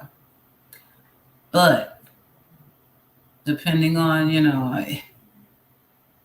it's hard for me because I don't know where that line is. At what point do you jump over to death for that? Or okay, you killed them, but you can get life. But let's just hypothetically say there's a difference. I understand the agony that they'll have every single day behind those bars, but they also get some comforts. Some of them be out there hooping. They working out, getting buffed. They got girlfriends online. What, 3 meals a day? It's disgusting for sure. I mean, meager means at best, but they're still way more comfortable than dead. So, Hey, dancing queen. What I don't understand, hold on, there I go trying to squint again. Nope, where my glasses at? And there we go. What I don't understand is the charges made it look like the other kids helped, but they aren't saying that now. You are right. You are right. They sure did write it up. But then again, we still so early on. We might not have gotten there yet, because I'm trying to think. No. They talked about what the kids said. Right, Jennifer, it's not over yet. But we haven't had that baby on trial yet. They're expecting to put a few of those children on stand that's what the media thinks. But definitely the older one. I know we've talked about, the one that said, no, I heard the thud. And then one of them actually said they saw him vomit and die. So, yeah, we got to get to that. And there's got to be a lot more coming. They said today, Detective Hernandez is going to come back and testify later. So, I don't know what he got. The kids testify next week. It's in the news article. Okay. Thank you, Keisha. Yeah, I will definitely be tuned in. Oh my God. I feel so bad for those babies. And you know what? Those babies in that situation makes me think about the Wales boys so much. So much. I mean, think about it, y'all. How fast did they snatch those boys out of both homes? The remaining kids out of both homes. Everybody was like, well, not everybody. Some people were like, why they take the kids? And Don tried to claim that it was because social media and some crap. And we're just comparing now. I'm not saying it was but they took the kids in both situations. So I'm thinking eventually when this summer thing comes out, it's gonna be very similar. They've known some stuff for a while. They've been working behind the scene for a while. And some of the very ones we expect are going to go down. That's just the way I see that. A lot of similarities. A lot of them. I can see it going like that because you got children again who we know We know those boys know something. We always said that. What is it, Wyatt and them? We know they know something about where Summer went. And we know that CPS or DHS or whatever they call it in Tennessee has talked to them and found out. We know investigators have talked to them. If we didn't know, we know now because they've talked to the West kids. So I'm sure they're going to, it's the same, the techniques. They've talked to those children. And they knew what, within a week, 3-5 days, that the West were full of shit and started looking for search warrants and side-eyeing them low-key and still didn't arrest them for like a year, y'all. They be working in the background. And I see the similarities. And I'm thinking, what if the West, the Wales, I always mix them up, the Wales boys have told something, that has things going on in the background. At least maybe I pray and I hope, but it's possible that it could go the same way. Another set of life for sure. Ain't no way them people telling the truth. Ain't no way. Come on. It just ain't no way. It just ain't no way. Let me make this bigger. Let me see. For sure. There's another big one on trial now. This heifer right here. I gotta play this interview. The two big liars come to mind, but this heifer right here, both of them. It's like because they've lied and they've done the worst possible thing. How do you? I can't tell like a little white lie without feeling like I look like I'm guilty. Like I'm looking away, or I maybe it's just me. These people stand there. This heifer right here. I'm gonna play one more, maybe two. This one, Jesus, to be able to stand there with a straight face and tell those lies after she had done everything she did. She might need to get some sort of award, and then they need to beat her across the head with it. But she can get it. That's not the one I wanted. All we ask is keep the prayers going and trust the process. God has it. Pray for the other children also. They messed them up mentally. Oh yes, I was thinking about that. I meant to say that a minute ago when I was talking about the children having to go on the stand.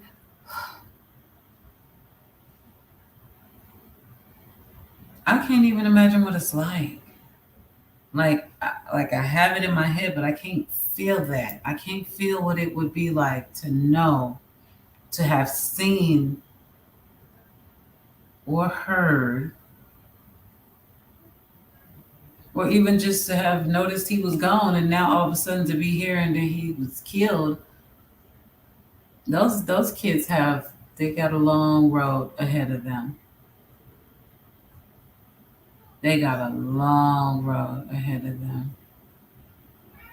When I read that, it hurt. And then Cat want to go out.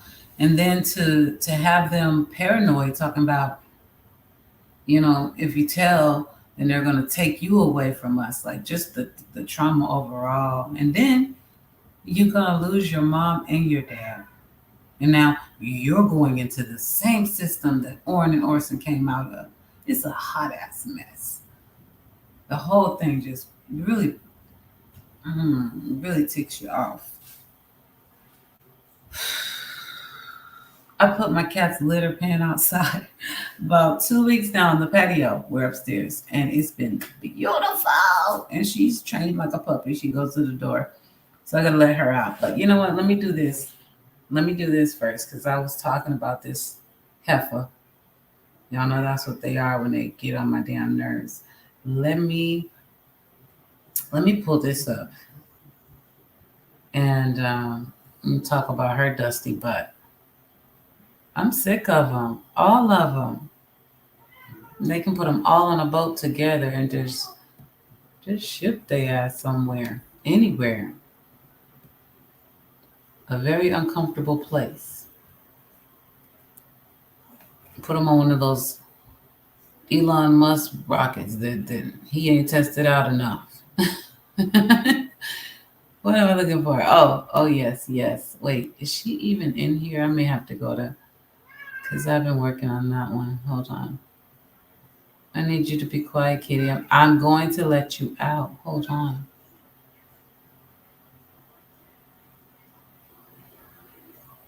Okay.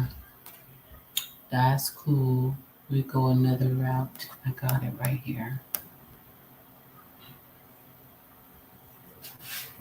Oh my God. Yes, I did.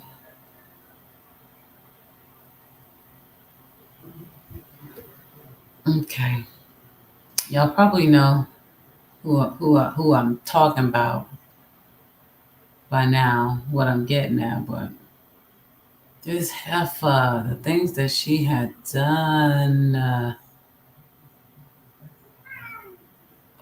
Let me just look at my history, because the way that it Jazzy, wait a minute. Okay? You're being real impatient. I'm gonna try. Let me check something out here. Playlist. Do I have it?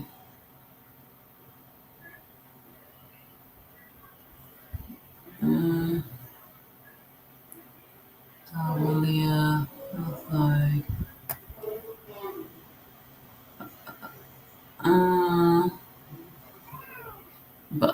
Jazzy, be quiet.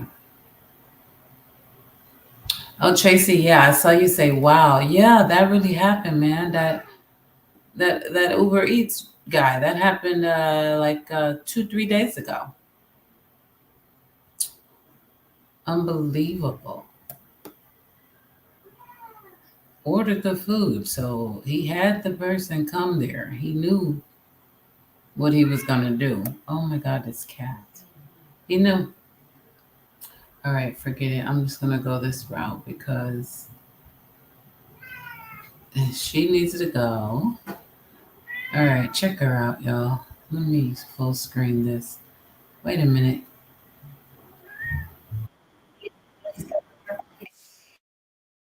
False accusations, like the things that have been said that I've disappeared from the community. I haven't been there to help, but there's lots of reasons behind that. Reasons like death threats, right? Right. Death threats are one of them. My family's getting lots of death threats. We counted over 20 some death threats already.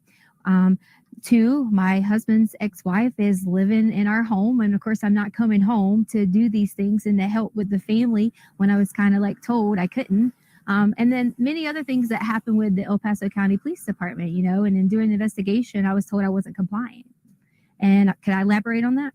Please do. Yes. So I asked for an attorney during the interview, and I was denied that by them.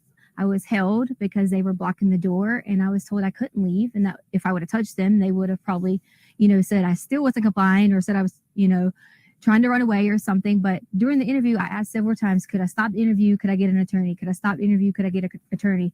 I was denied. I was told I couldn't get nothing to drink. I couldn't go to the bathroom. I mean, it was continuously that my constitutional rights were violated. And that's why you say that they said then you weren't cooperating with the investigation. That's why they said I wasn't cooperating at that time. Correct. And why did you ask for an attorney at the time? Well, I asked for an attorney at the time because there was one individual, there was two really good detectives. And so I'm not, you know, going to talk bad about detectives, but the tactics they started to get when I would answer questions, they try to, you know, they're detectives. They're supposed to twist. The one main goal is to find Gannon. But during that time, some of those things made me feel uncomfortable the way they were saying things. So I immediately stopped and felt like an attorney would help me with some of the vocabulary and things like that I needed help with and understanding some of the things that they were asking. I'm going to shift gears to what has become a huge online presence of people obviously trying to do the right thing, help find Gannon. But at the same time, sometimes it just feels like rumor mongering. Have you seen any of those comments yourself? We have. And see, that's one of the main things we haven't been around in the public eye because I didn't want to expose my family to it if all these things were going on. You know, there was comments about Gannon getting pushed off the hike, and there was comments about this, and that's just not true. I took care of Gannon for the last 2 years in our home because his mother didn't want to do it. And I would never, never, ever hurt this child. And I know there's some questions out there about, okay, so tell me what happens. That's up to the investigations when they end up letting you guys know. But I've cooperated with them, even to the point that we were held with a gun. And my daughter, a 17-year-old who serves our country in the United States Air Force, who has never committed a crime or done anything wrong in her life, was put in handcuffs over the keys that was in her purse so they could take her car. And they weren't in there. They weren't even in her car. I mean, in her purse. And they were in my pocket. You originally didn't even know it was the law enforcement officers? I didn't know it was a law enforcement officer because when he came out, I guess he was putting his jacket on, and it wasn't necessarily his fault. He was adjusting and happened to catch me. But I saw the gun and I panicked originally and kind of thought, oh gosh, I got who is this guy? And then once I realized it was the sheriff's office, I was totally okay, but they still had a gun and told me they were going to shoot me. But I was really concerned about my daughter, asking why she was being detained in handcuffs and things like that, when that shouldn't even happen for a child. That shouldn't happen for someone who was standing inside of a store shopping, because we couldn't have any clothes because all of our clothes were here. If we came here and got clothes, we would be harassed. So she went to purchase some underwear and things like that and was put in the handcuffs in the store, and then brought out with men with guns. And that's just not okay. They could have approached me and said, hi, I'm with El Paso County. Can I please get this? Instead of the way that it happened. I'm just going to check your chat. Doing great. Well, I forgot we're still going to recording. Still can hear you okay. Okay. Yeah. Sounds like we're good. Every once in a while, my mic will do that, and I want to make sure that's not going to happen here. Okay. I should try and clarify here. Not necessarily crime rates, but the way that people are reacting online to rumors about you with the source. Oh yes. Wow. The rumors have gotten so bad. I pretty much have been told at least 10 different ways that these people have these conspiracy theories. I guess they watch a lot of law shows and maybe they have all these theories on how Gannon is dead. And that's what they're saying. So I'm like, why are you saying Gannon is dead? He is not dead. We are going to find Gannon. And that's the main goal that we all have. My family has. Just because you haven't seen us, we have that same goal. We've been out searching. My aunt has been out searching. My family has been out searching. We all have been doing that together so that we can protect each other. How does it feel when not only you have a lost child who you are in care of, but then people blaming you for that child not being there? I'm just ready for Gannon to come home. Most importantly, for him to see his family. But second, I am going to be so ecstatic when I'm able to say to people that I hope they have a really sincere apology for all these theories that have came out online, for all the things they said that I have done or people have done. And I just want everyone to know that we're going to find Gannon. And I love him so much. I've helped taking care of him for so long. Can you talk to me a little bit about him? I don't know him. Gannon is so kind, and he loves to play video games. That's one of his favorite things. He loves Sonic and Mario. And, he's always helpful. And he was always so helpful with the dogs around the house. And we have 2 little cute dogs. And he was always like a person I could say, Gannon, can you go do this? And he would do it right away. Sometimes with kids, we have to remind them and things like that. And that's okay. But he was so sweet and able to help anyone. He could notice when you're sick and say, are you okay? And such a kind heart. I know you just said that you can't say anything about the investigation, so you can just say so again if you can't answer this. But is there anything we can hear about the hike? Was there a hike? That just seems like rumors right now. You know what? Could we bring my daughter up here? Because she can go and say that, she came home from work after the hike and she can verify that Gannon was at our home. Okay. Yeah, that's fine with me. If she doesn't want to, that's okay, but you're allowed that's to fine. ask her. Sound okay so far? Yes. I need Harley. Because they want you to verify was Gannon at home after the hike. Because you didn't go to the hike, but you came home from work. Do you want me to just say yes? No, just answer the question. Yes, you came home from work and you can verify Gannon was at home. Yeah. I told her she didn't have to be too in depth because she is still, a child. But I want to make sure that someone knows that there's another person to verify that Gannon. Sure. Does she need to hold this? No. Yes. So I came home later that evening. I was at work, and I can verify that he was there that night. So there was a hike that you guys went on, but then you guys came home. Yes. Where'd you guys go hiking? Garden of the Gods. Okay. I guess when And then we ate Burger King afterwards. So, you know. there you go. Yeah. And then it just was, I'm gonna go to play at a friend's house. And then it was just I'm off to go to play at a friend's house. Unfortunately, I'm not able to like comment on that anymore. And for that reason is because some things have been turned and twisted. And, you know, that was one of those stories you were talking about where people say things. We had to hear things like who would let their child go out at dark and things like that. And that's just why I don't want to answer that. If I had to give, I'm not gonna say that part. That's okay. Never mind. Right. I could take that out. I understand that it gets tricky with Yeah. legal stuff. Do you feel like I asked you what I need to? Do you feel like this is going to help kind of turn the tide of what feels like a witch hunt, in my opinion? I hope. Am I on camera now? You are still. Okay. I think that a lot of people can see that I'm not missing and see that I am being cooperative. But to me, it's okay that they think those things because the way someone thinks about me, I don't have a problem with that. My main thing is I would never want someone to think that I would hurt Gannon or any of the children in our home because that's just not the case. I've spent my whole entire life working so hard in education. There was even things online that was talking about my education license and I shouldn't even be a teacher. And they just didn't know that. Like we moved on a military move and I didn't finish out my contract. So I gave up my license in that state. It had nothing to do with any criminal activity, you know, or any of those things. And it just got blown out of proportion on my professional status, you know. And do you feel like these are just internet detectives who think they know what they're doing? it definitely is. And, you know, here's the thing that kind of saddens me. It's like if you're going to talk about someone like that and have a witch hunt out for them, why would you even care like about doing those things? Because this is a child. You're telling me that you're just as mean, you're just as hateful to talk about someone else like that.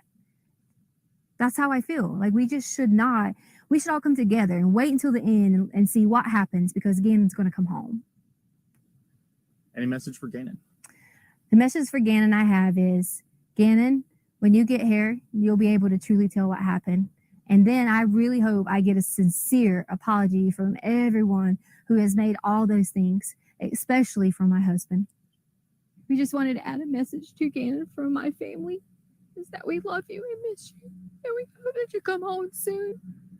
And Gannon, I can't wait till you can come home and let everyone know that you're okay. We love you.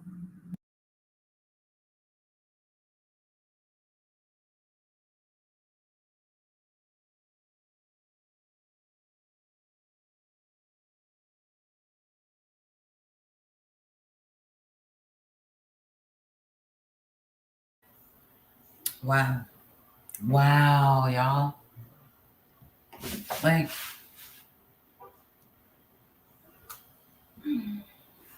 and then did you see the end? Yeah, where I guess she forgot to cry when he asked her to leave a message for Gannon. So she decided to cry.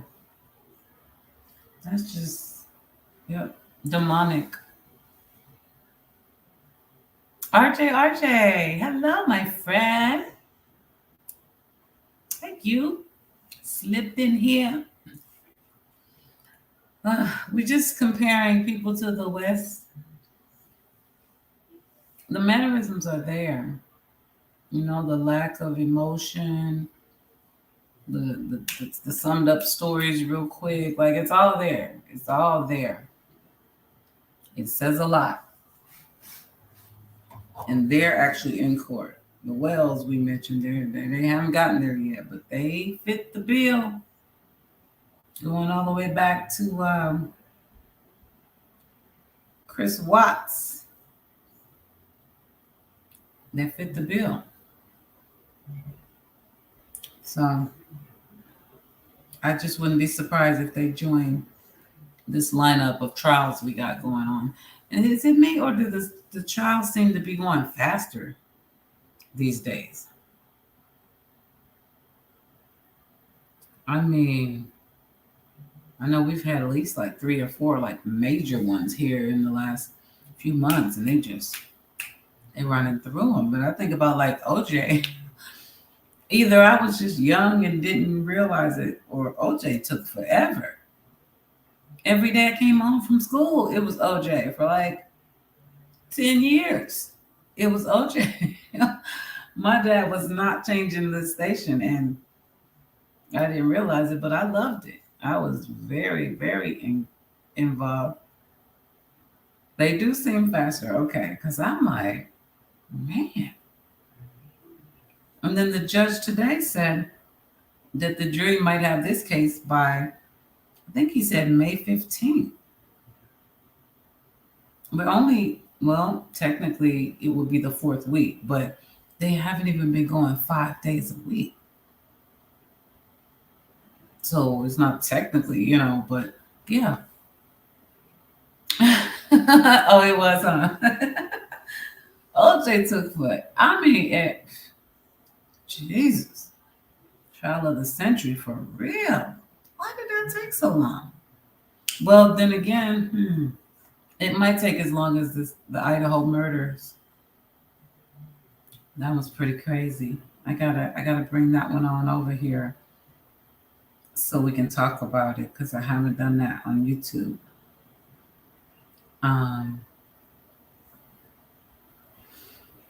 Oh my God. I was trying to pull up this other liar that crossed my mind. And it's like, where do they get these stories from? Where do they get the stories from? Picking flowers and, I'm sorry, planting flowers and eating candy. And I mean, I don't know what she said Gannon was doing. I forgot. Where do they get these stories from? This guy said his girlfriend's baby's father's sister came to pick the baby up. And then when he turned his back to go get clothes for some reason, she grabbed the baby and ran out the door. It sounded a mess from the beginning. But that's what they told us. And his didn't take long before he cracked and told us exactly where the baby was and everything. But during the interview, when they're standing there with that straight face, knowing that they've already beat the baby to death and discarded the body, I'm just like, how do you do that shit? Like, they should have been salesmen, did something, beneficial with those skills. Look you straight in the face and tell horrific lies. This was my baby, y'all remember. This is who brought me to YouTube. Well, not the jackass you're about to see, but the baby that he took from this earth. And that was my little Amari Nicholson. Watch him. Tell me if you don't see Trezell West in him as well. I'm telling you, they all fit the bill. Every single one of them are just alike, just in different skin. Let me mute out. Okay, and your service T-E-R-R-E-L-R-H-O-D-E-S. How's the last name? Rhodes. Rhodes? R-H-O-D-E-S. Okay. Do you guys both live in Las Vegas then? Yes. Okay. Well, I guess just tell me your thoughts. I mean, this is 2 days now without your son. I mean, what's going through your mind? We're devastated and hoping for the best of his safe return, and just saying our prayers and hoping that God's looking out for him and that he's not in any type of distress or danger. We just want our baby back as soon as possible in the best condition possible. And your thoughts prone to the amount that the father's saying that his sister didn't come get him, and if that's really the case, then where's son. I mean, it seems to be, yeah. I mean, there's different stories floating around out there. I mean, what do you? Can you just explain to me what you think happened, or like? He had got a knock on the door at 6 in the morning from a lady representing herself as Giorgio's sister, and then situation process. He's trying to call me and figure out what's going on, and I'm asleep in Colorado, and I wasn't able to answer in time. So as he's packing the bag, she grabs the baby and runs out the apartment. And by the time he's able to try to find where she went, she was nowhere to be seen. So you think this was the father's sister who came? To my knowledge, yes. And what is her name? Jasmine Stovall. Okay, and his sister. And why would she come there? I'm not sure. They knew the area where we lived, but they never knew the apartment, so they stalked us until they were able to find where the baby was. Why would she take him?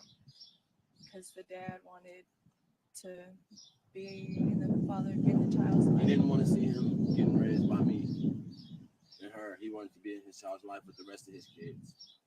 Apparently, he has a house. He has a stable foundation with 4 other more children, and the only missing piece was Amari.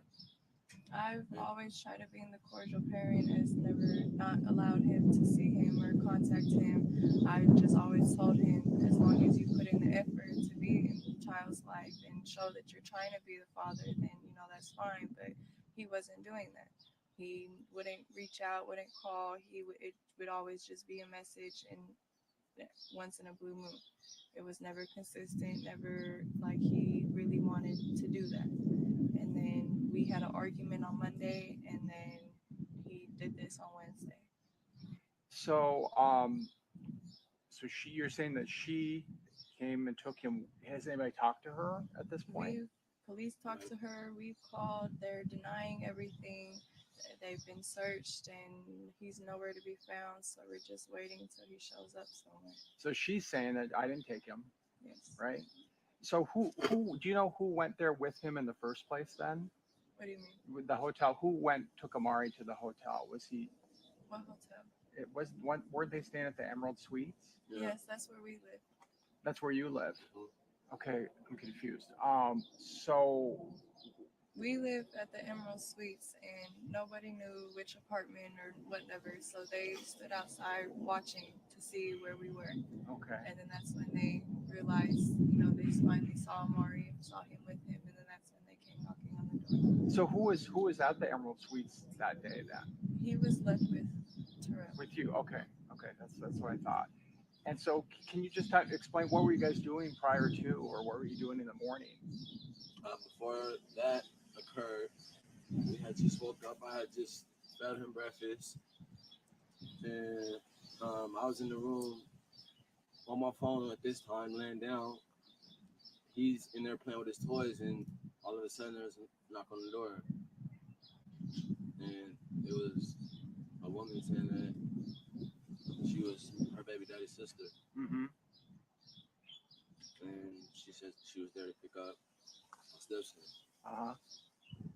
And did you know her? Had you know her? I'd never seen any sides of her baby daddy's family.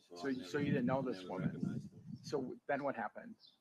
So then I go to proceed to, okay, I'm going to pack him a bag up, pack some of his belongings up, and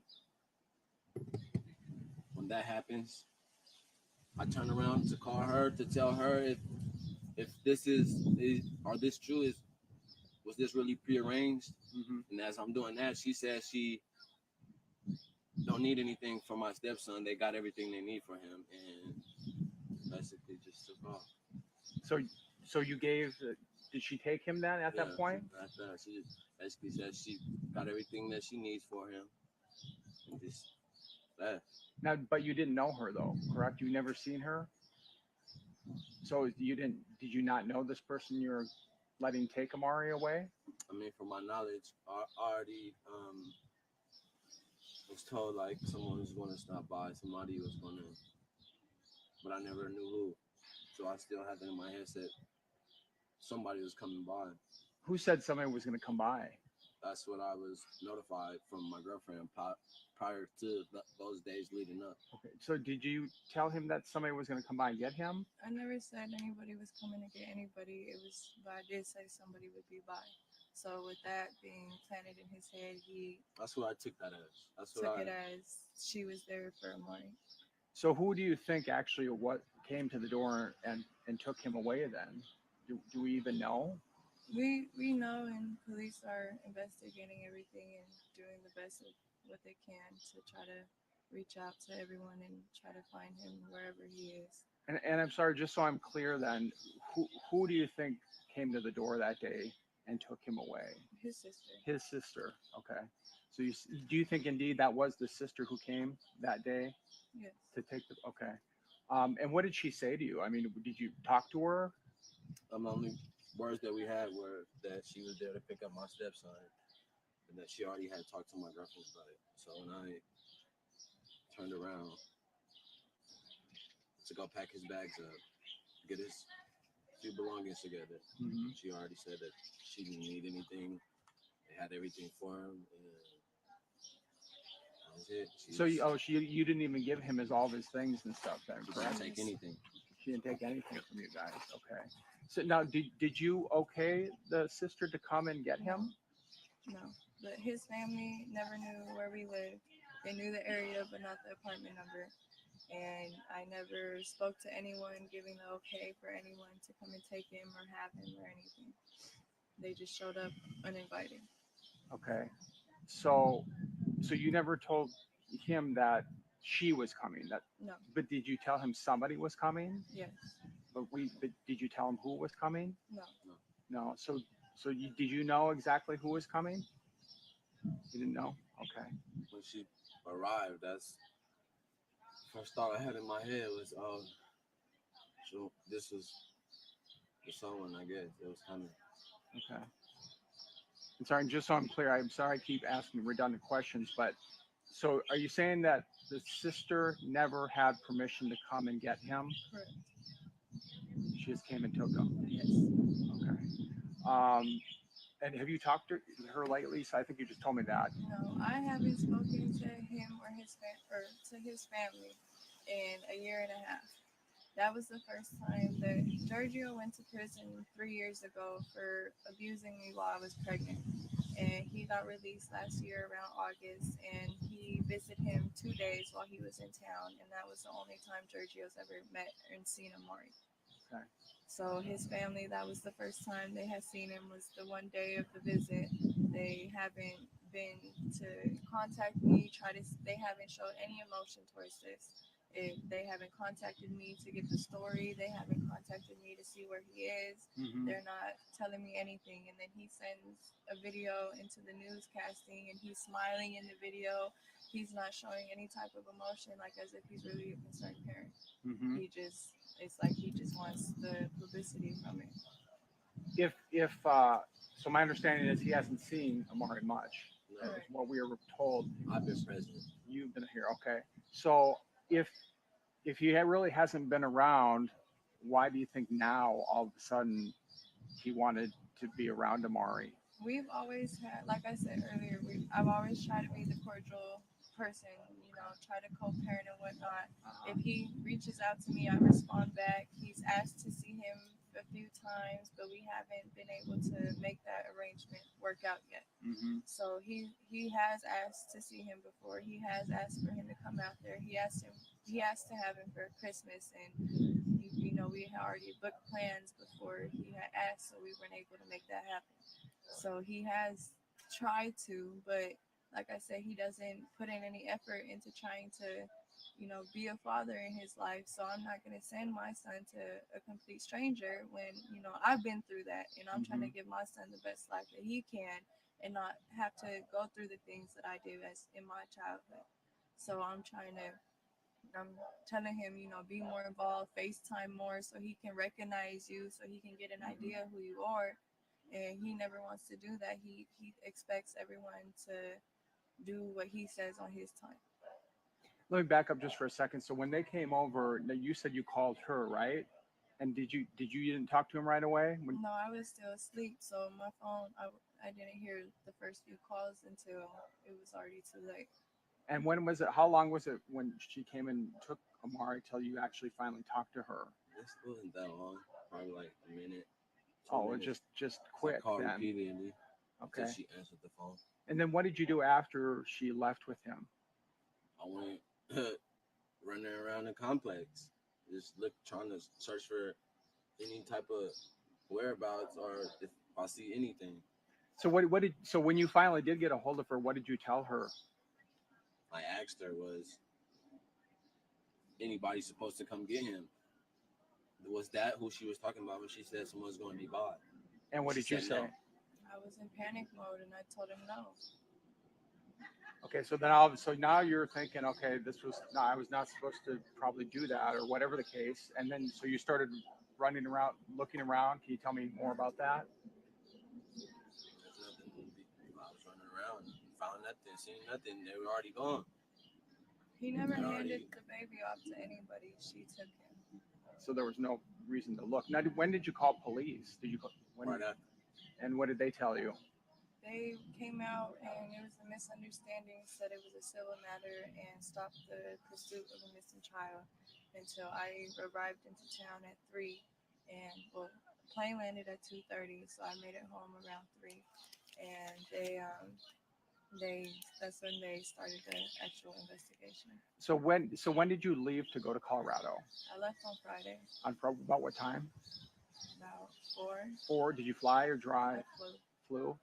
And what time did the plane leave ish? Like around 3:50. 3:50. And what airline was it? Frontier. Frontier. Okay. And tell me again why you were in Colorado. My mom got attacked by a dog, and the dog ate her ligaments, chewed her foot up, and she needed surgery she was in surgery for 2 hours and got over 60 stitches in her foot.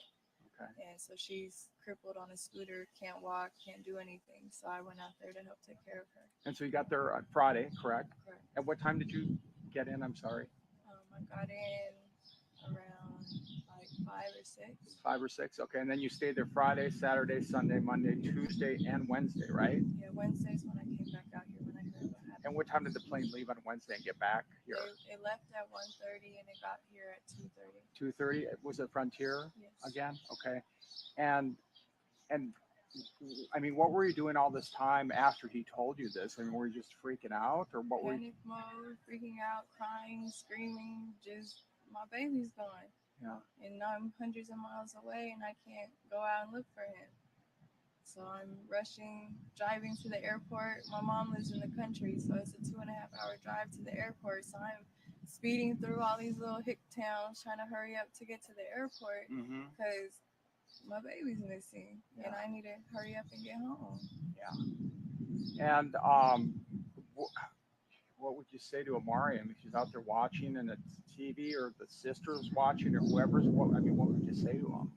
If anybody got him, bring him back. Anybody know anything, let us know. Mommy and Daddy loves him, and we hope that he's okay and playing happy, and we're gonna bring you home soon. I mean, I can't imagine. I mean, it just must be to not have the little boy. I mean, anybody who has a child would just be going, "What the heck?" It's sickening. He's a little mini human. He's 2. He's defenseless and has no say so. He can't defend himself. He can't, say I'm done here and I'm coming home. He can't walk. He doesn't know anything. Yeah. And to do this to a child is disgusting. When in reality, all you needed was communication. And I know that a lot of people there's a lot of things being said. There's probably some rumors floating around. There's all probably kinds of crazy talk happening. People might start pointing the finger at your boyfriend, or maybe even you. I mean, what would you say if that starts to happen? What would your response be to that? It's inaccurate. It's a bunch of strangers just reading comments and not understanding the situation, not understanding the background, and just trying to put their 2 cents into it when it's all inaccurate. All this negative, hateful energy of pointing fingers at me and him can be put into trying to find our baby and bring him home instead of causing more drama. I mean, we're hurting enough. We're all distraught over this. We're a complete mess, breaking down, and reading all these things and seeing all these hateful things is not helping the situation at all. If we knew where our son was, we would bring him home. Is there anybody in the family pointing the finger at you at this point? Have you heard anybody talking bad about you? His side of the family, of course. We've never had the best relationship, even when me and baby daddy was together. His family didn't like me because I was white and didn't approve of our relationship. And so it's always been bad blood in the family, especially after he went to prison. They blame me for it when really it was his actions. You know, he was the abuser, not me. His own actions put him there. And lastly, and I'm sorry, I'm going to ask you this again, but can you say who you think was going to come and get him? You told your boyfriend that somebody was going to come and get him. Who was that? I never said anyone was going to come and get him. It was, like I said, it was a misunderstanding. The only person that I would have sent over there would be my grandmother. Okay. So you didn't tell him, hey, someone's coming at some point. I said somebody would be pulling up and I'll let you know when, but I never said for what or anything. It was a misunderstanding. We had our little disagreement, and I'm poking the bear, he's poking the bear back, and so I, let out the comment, and coincidentally, it matches the situation that we're in. Because that's going to be confusing to people. People are going to hear that. Well, I told you to that somebody might be coming, but I'm not really. Yeah, we just had a disagreement. He was distraught that I was gone, and he wanted me to come back home and be with my family. And I had told him that I needed to take care of my mom for the moment, and so he was just upset about it and was emotional over it. And are you talking to your boyfriend or the dad? My boyfriend. Your boyfriend, okay. My boyfriend was emotional that I wasn't in Vegas anymore, that I was in Colorado, that he was upset that I had left them. Okay. And so did you say that meaning, somebody's going to come get him because I'm mad at you and I'm just going to take him? No, I mean just, okay. Just, if he needed help or if, to come get some more of my stuff or okay. I never intended for anyone to come and get him on. Okay. And can you just kind of clarify that? I mean, again, I know that people are going to hear that and say, wow, she's saying this and saying that. I mean, so you didn't tell, I mean, what exactly did you tell him? Who was going to come or who wasn't?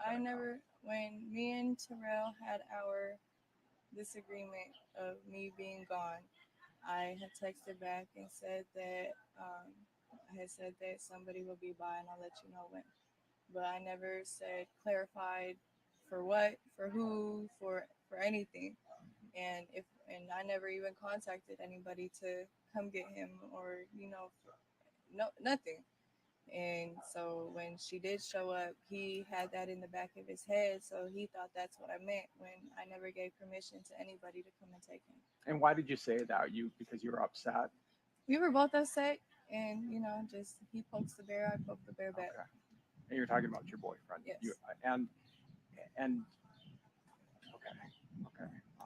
I mean, this whole story, it sounds confusing. It sounds like we're lying. It sounds like, it's a whole, it's just a big confusion. Right. And the circumstances of everything else, it makes it look that way too. But Terrell loves Amari like he's his own. He's been the one who's been taking care of Amari. Amari loves Terrell just as much as he does. If you ask Terrell, he'll sit here and tell you that Amari has his DNA. That's how far he really feels that that's his son. Mm-hmm. And at this point, you can't sit here and say anything negative for a man to be taking care of another man's baby. He's sitting here doing the job himself when Giorgio could have been doing that, but he chose not to. Mm-hmm. Okay. So the intent of that comment was you were upset and you were trying to kind of hurt him at the point. You said, I poked the bear, he poked the bear. Basically. You're in a relationship, you know everything about the person. Mm-hmm. You've been around them so long, you know their flaws, they're what makes them happy, what doesn't. So we're sitting here arguing and we take it a little too far sometimes. But people are going to say, well, my gosh, why did he give the child to somebody he really didn't even know? He he never handed the baby off to anybody. She was standing in the door frame. It's a weekly, so it's all open floor plan and whatnot. So he had turned his back to go pack the bag and call me. And at that point, when he was calling me, I was asleep, so I couldn't hurry up and answer.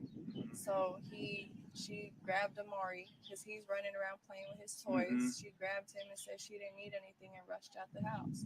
So by the time that I had answered, he ran downstairs and she wasn't in the parking lot. She wasn't on the property. They were already gone. Oh, so what floor were you on? We're on the third floor. You're on the third floor. Okay, so were both of them up on the third floor? Amari and your boyfriend were both up there. And when did she take him? When he was upstairs, or was he somewhere else? Upstairs. They were in the apartment the whole time. She stood in the door frame when she took him. Okay, and then when did he see her take him? Yes. And then he didn't say anything because he thought somebody was coming, correct? And then they just left. He was just trying to call me and understand what was going on because he was clueless as well. Yeah. So by the time that I had answered, the 2 minutes later, it was too late. Okay. And did he see what kind of car she was driving or anything like that? Nope. Do you think that he shouldn't have given him to her? He never gave her. So she just took him, is what you're saying. He didn't physically say, "Here No. you go." No, he wasn't even able to give her any of his belongings. She took him and left. Yeah. Okay. Well, anything else that you want to say? What else did I miss, or what do you think is important for people to know? I mean, Giorgio sitting over here posting pictures of him and Amari together when those pictures was the one and only time that he ever met him. And that was a whole year and a half ago. And now they're posting a bail, or not a bail, they're posting a reward and sitting here denying that they have Amari, sitting here pointing fingers at us when, if Terrell didn't even know that he had any siblings or knew any about his family background, why would he make up saying that his sister took him when he didn't even know that he had a sister? And Terrell didn't give the baby to nobody. Somebody came and took him. He, like I said, he loves Amari like he says, and he's a complete mess over this. I'm a complete mess over this. We just want to bring our baby home. Right. And so, we're asking for the public to just share the post on Facebook, share the news things, and let the word be out so everyone can be on the lookout for where Amari is, and if they see Amari, and to hurry up and bring him home because his family misses him. Have you talked to police lately? I mean, what are they telling you? What are you telling them at this point? I mean, I'm giving the police everything of our knowledge of what's going on, our knowledge of where he could be at, and they're writing everything down, looking into everything, and they're doing the best that they can, and we're just trying to help influence them into looking into the right direction. Okay, and do you think they're doing enough at this point? Or? I feel like they could be doing a lot more. I mean, he was missing for 8 hours and nobody was looking for him because of a misunderstanding over the phone when they could have just made another phone call and verified. So do you think they should have looked more right away and started a search at the right when you called? Yes. Okay. And anything else you want to say to people, or any other thoughts that you have?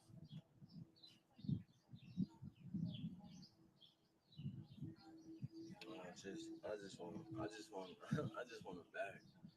I just want him back where he need to be, back with us. Like people is making this a finger pointing game, and this is not a finger pointing game. My son is really missing, and that's how the family's saying that they don't know where he is or what's going on. So it's it's a lot. It's a lot. Okay, guys. Well, thanks. I appreciate it. I'm gonna just jump in. Did you guys call? I know that the aunt apparently is the one who called us, right? Did you guys call any media? No, we weren't able to. We were dealing with police from. Ever married or just? No, we were just in a relationship. When did you start going out? How long ago? We were together 4th of July of 2018.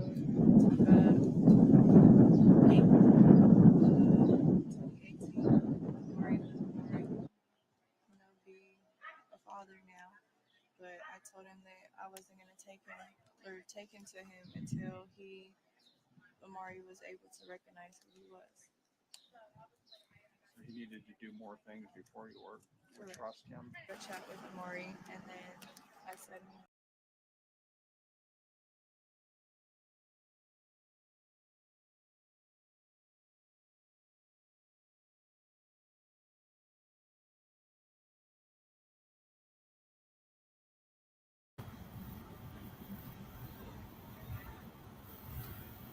Bananas. Lying. It just trips me out. It just does. And the more I see these guys, the more I see Don Wells and them. They all look the same. Guilty. Guilty little liars. And I hope they all get what they deserve. Every single one of them.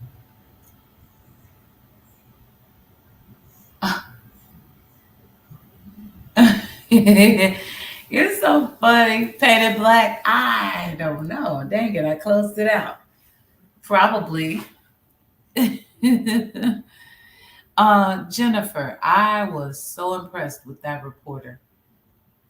I was really, really impressed with him because he was not accepting basic BS. He was like, yeah, no, that it don't make sense. I mean, if it don't make sense, it don't make sense. That's like, why would you let her keep sitting here saying whatever? And then you listening to it. I'd be the same way. Like, can you help me understand? Because who said, okay, so you said, right, because poke the bear. Okay. Like, what bear? What bear? So, yeah, but I was really impressed with him. I'm glad that he pressed the issue like that, for real, because I think it broke Terrell. I really do. I think it had a lot to do with why he went ahead and confessed. Because it wasn't that much longer. I think it might have been about 2 days. Yes. I think that was Biden. Wasn't that Biden Wayne? Jennifer? They almost sounded alike. Actually, when I heard him, I thought about it. I said, yeah, same kind of thing. Yep. And that's how the police need to be. But they got to do what they got to do. And you know what? After the boys, after this case, I actually said, you know what? I'm going to shut my mouth. Because these cops, they really be working behind the scenes.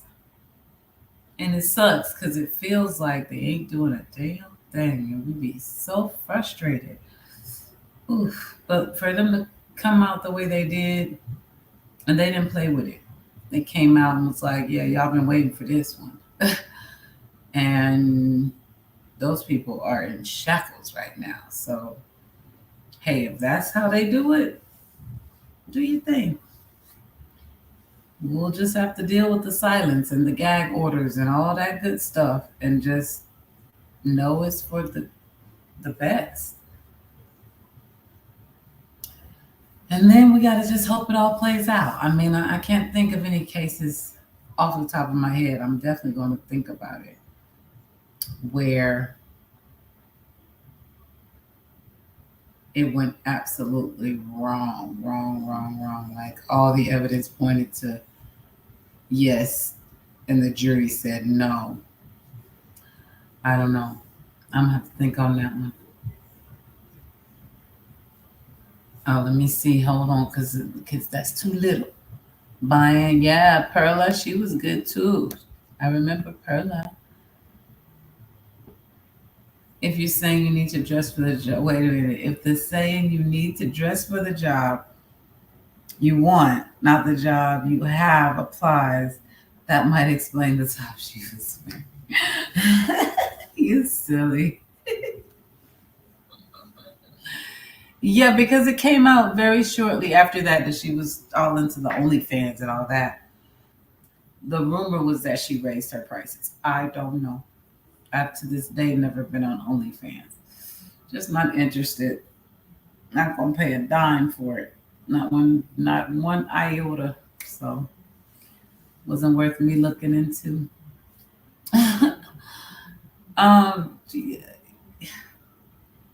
How's it all gonna play out, y'all? I tried to find something about Noel. Like, did his mother ever even make a statement, or did she just dip out? I really see that case with me when cases are unfolding, like it's just a web of stuff going on. You'll notice I'll kick back. I'm not gonna be. I don't want to really get involved. It messes with my anxiety. I can't.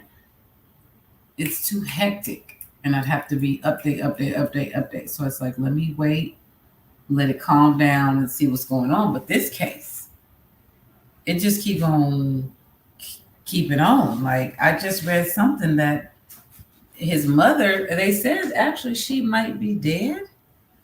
Now, unless it's just clickbait, I literally just read it today. So I'm like, wait a minute, haven't we been looking for her the whole time? Because she need to tell us where the baby at, and now they're saying she might be dead. Why am I cold? Yes. I'm praying for that, they love. They need to be found guilty. They're negligent at best.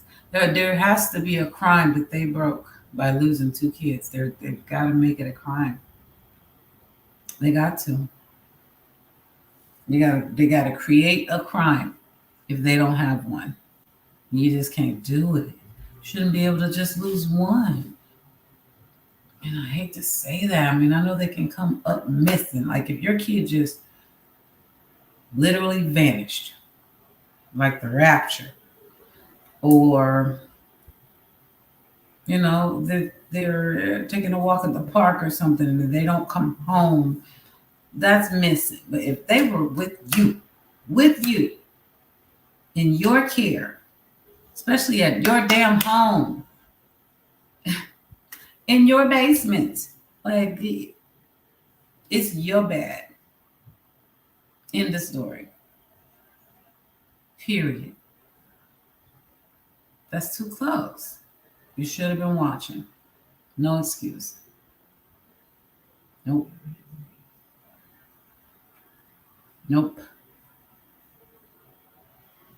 Yeah, I know, Jennifer. When he said that, well, I think that's because it did play out in his mind, since none of it actually happened the way he said it did. When he said it did, so it technically did all play out, and I think, like subconsciously, he might have said that. Because other than criminals, yeah, I think maybe law enforcement or something might use that term, talking about criminals still. So I didn't like that either. I didn't like anything about them from the beginning. Bad vibe. Didn't believe it, not for a moment. Didn't make a bit of sense. It still doesn't, and that's what the issue is. I think for their defense, like, make it make sense. How are they going to make it make sense? So that's why I think they're not even trying. Looking at this trial, the way they've been playing it, they're not even trying to paint a picture of, that day, how the boys actually could have been taken that day. What they're working hard to prove is that the police didn't work hard enough to prove that anybody else didn't do it. That all they've been focused on is Jacqueline and Trezell. And by doing that, they dropped some balls and they might have let the real people get away, and those boys are still out there somewhere. That's what they want the jury to believe. And I'm like, how are they going to do that? How are they going to pull that off? Yep. From the rip, it was like, everybody knew. Them people wasn't out there yelling and screaming at the top of their lungs for nothing. They were like, no, y'all full of. Because I'm telling you, if my child, if my dog or cat was missing, if nothing else, the neighbors will be like, listen, we heard you in there yelling and screaming, fighting, trying to get out. They'll be like, yeah, they were telling me to stay in. The best is out here looking. I wasn't trying to hear that shit. You're going to hear me. I'm going to be hoarse, screaming, like begging cops, like, let me out or lock me up. I'm going to look for my babies, fur babies included. My son? No, the city won't sleep. Oh, hell no. The best are out here looking. I'm the best. I'm the best. And if I'm not looking, I'm going to go crazy sitting here. Like, y'all, listen, sedate me, pistol whip me or something. Because sitting here in my right mind, knowing my baby's out there and I'm not looking, it ain't happening. Period. I can't even imagine it. It's not happening. And the only time a cop would even ask you to do that is when they didn't trust you to begin with. Period. And we know now, after hearing the trial, they didn't trust him. That officer said on his body cam that night, and this is a suspicious, he knew. They automatically didn't trust him, but they played it out. They did their jobs.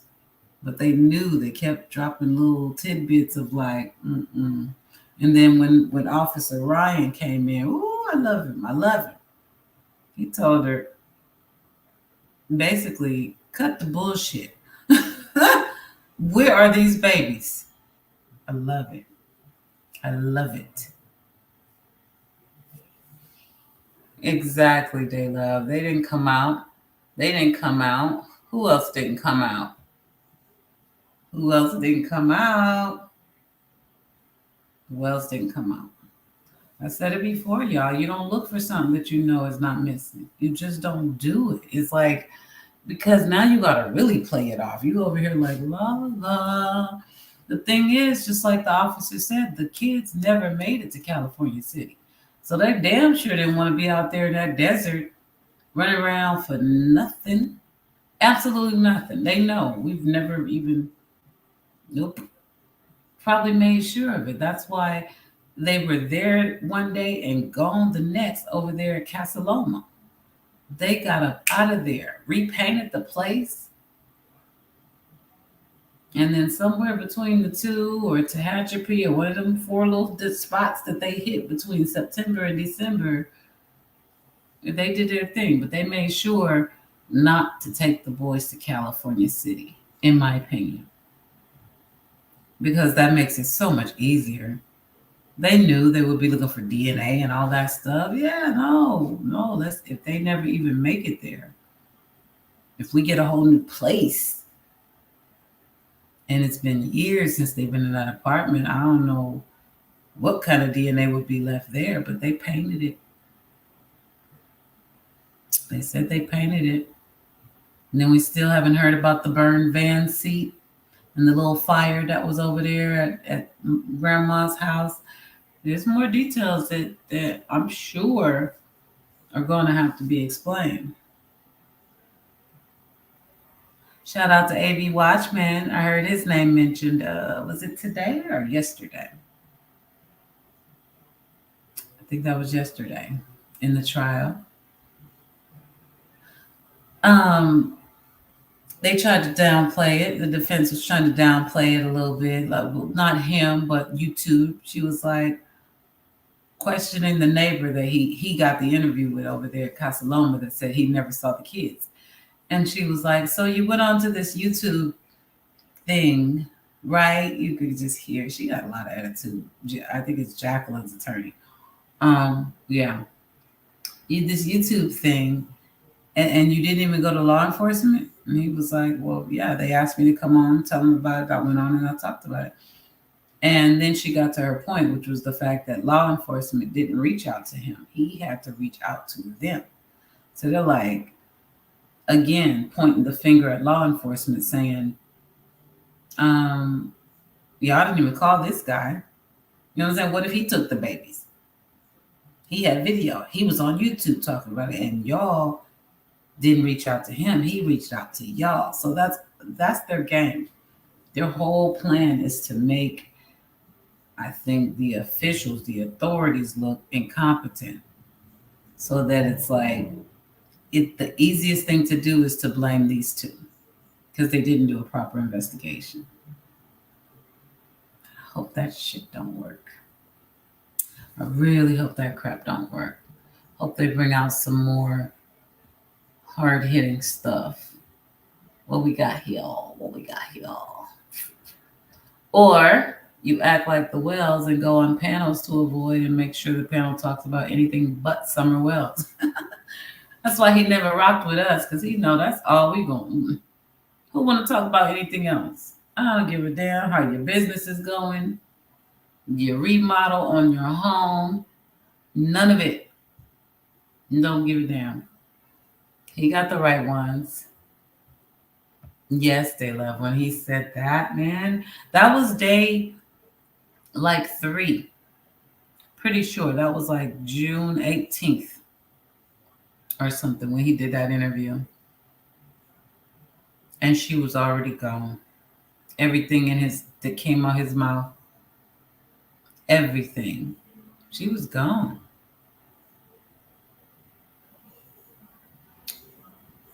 You just want to know what happened.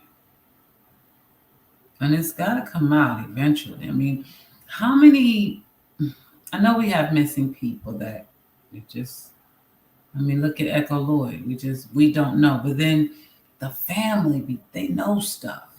Because they're like plugged in and, they're in the thick of things and they're hearing things from the streets and friends. And like, I know her daughter knows a lot more than what we do. And even the cops.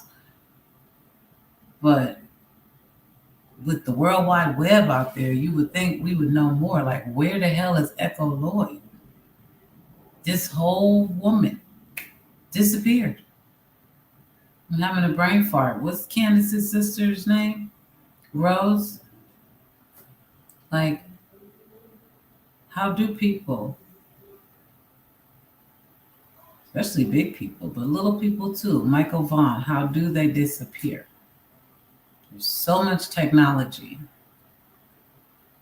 So much technology. The Samantha Josephson case, you guys, it's in my playlist when you get a chance. It's very long. It's like probably 6 hours. You got to put it on when you're like, oh, sorry, my ears itching. Put it on when you're chilling and you just like it. This case is one of my favorites, so to speak, because they go into so much of the investigation in the trial, in the courtroom. It's basically what's happening now, but we can see it. The phone pings coming up, the surveillance cameras, the bloody clothing, the everything that led them to figure out what they figured out, you get to really see it. And it's like, after waiting all those years for some sort of resolution, in my brain, I want to see it. I'm like, how did you know? And I'm impressed with the technology that we have. And I wonder, how can we not find people? With all the traffic cameras, and we almost shouldn't need somebody to see something and say something anymore. But if you add that to it, there's always a bystander recording somehow. How do people get away?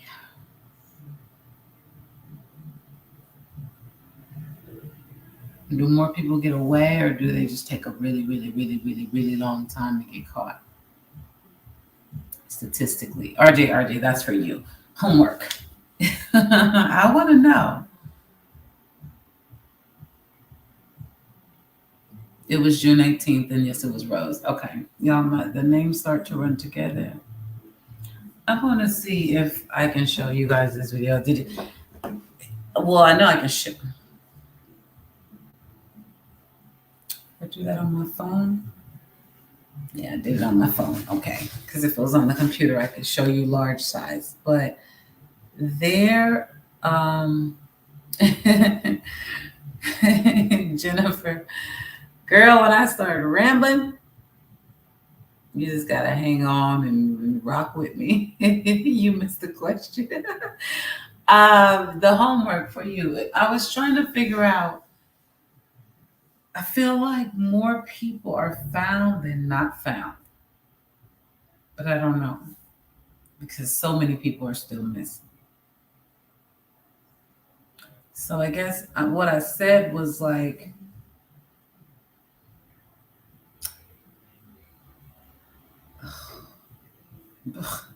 remember how I said it, but that was basically what I was saying. I mean, are there that many people who are never ever found that just really, really vanished without a trace? Just nothing. Nobody saw nothing. Nobody heard. Like, are there really that many? Or do the cases just take a long time to be solved? Because it's just hard to imagine this day and age people being able to vanish. It's just hard. Although I did just have a story in Florida where there was a whole shootout. Crazy ass man shot at the Instacart drivers because they turned around in his driveway. And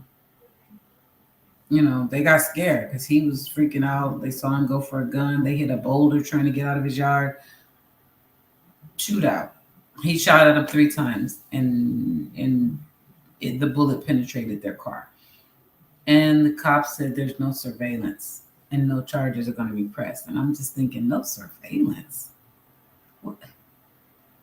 I thought everybody had a Ring or a Simply Safe or something. Good night, Keisha all day. Thank you for coming through, love. Sweet dreams.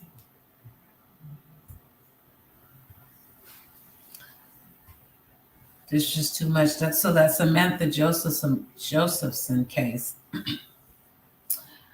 I feel like that's what this case is looking like in the courtroom, the West case, because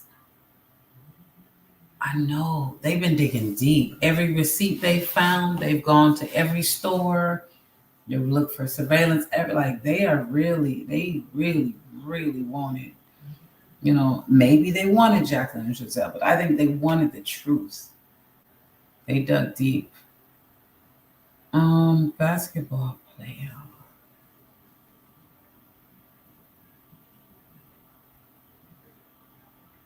I'm not sure if he's a basketball player. I have to think about it.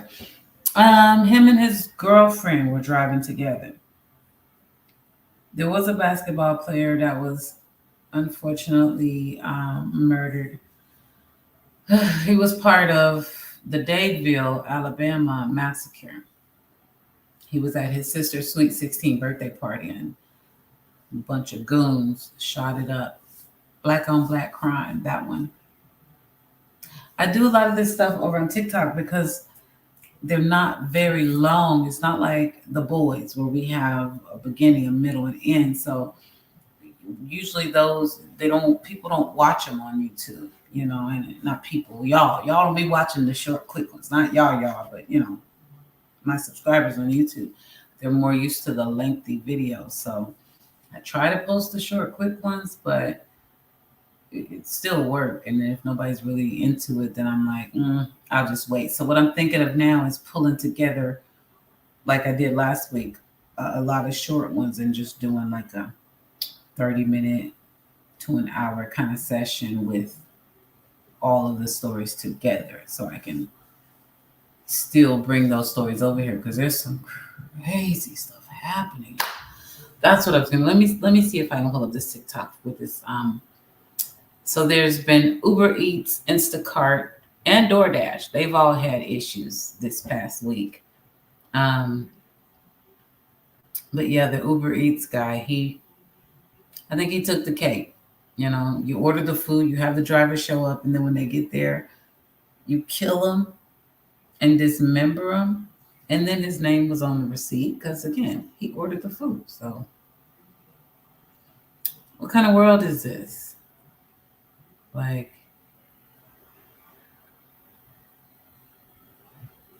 the Sweet 16 party was for his sister, his baby sister.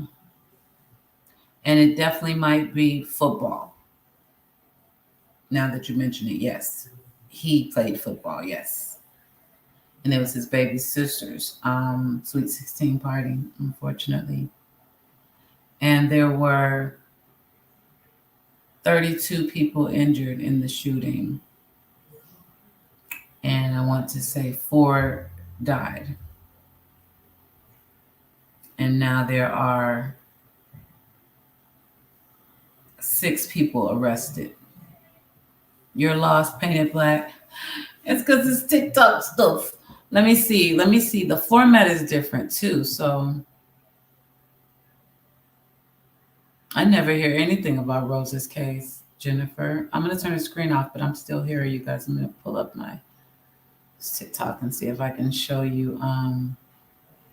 Actually, the Dadeville shooting, I have that right here on my computer, the Alabama one.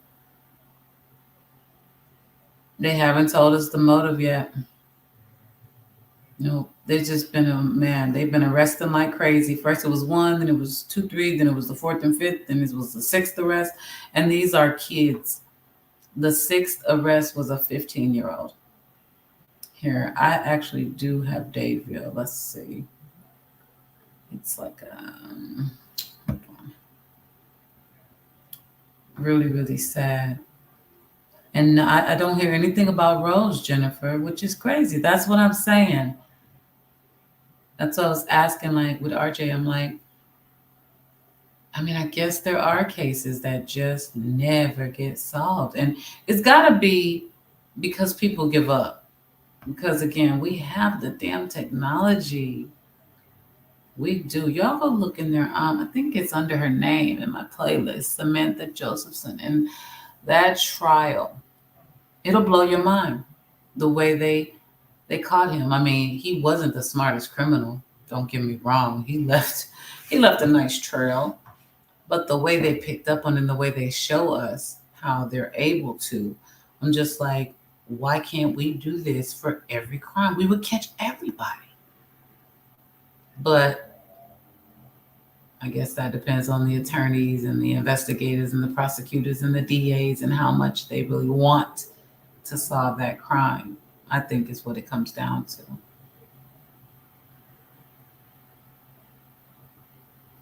There are a few that were not solved, but we're going back 50 plus years. My God.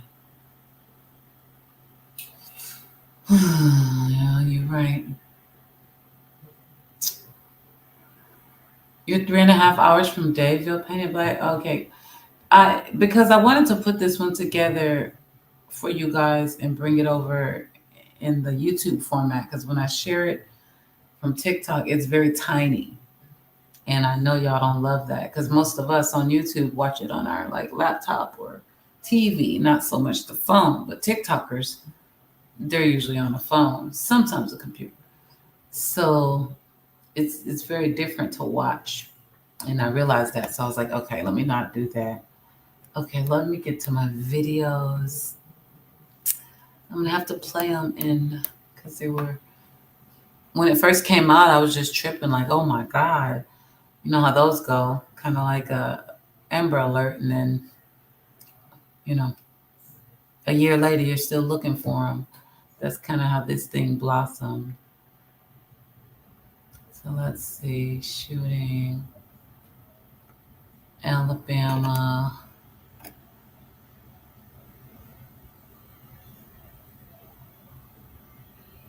Well, it looks like the update is the first one that I have saved on here, which that's fine because I'm sure I did a recap. So I'll play the update for you guys. It's a couple updates, but this was the first one, and then the arrests started coming in. Let's see, 3 children, 3 adults. Nope, that's not it. Alabama update. Okay, let me share my screen.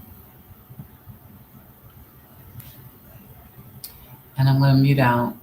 This is the Dadeville shooting, the Sweet 16 party. This was last week.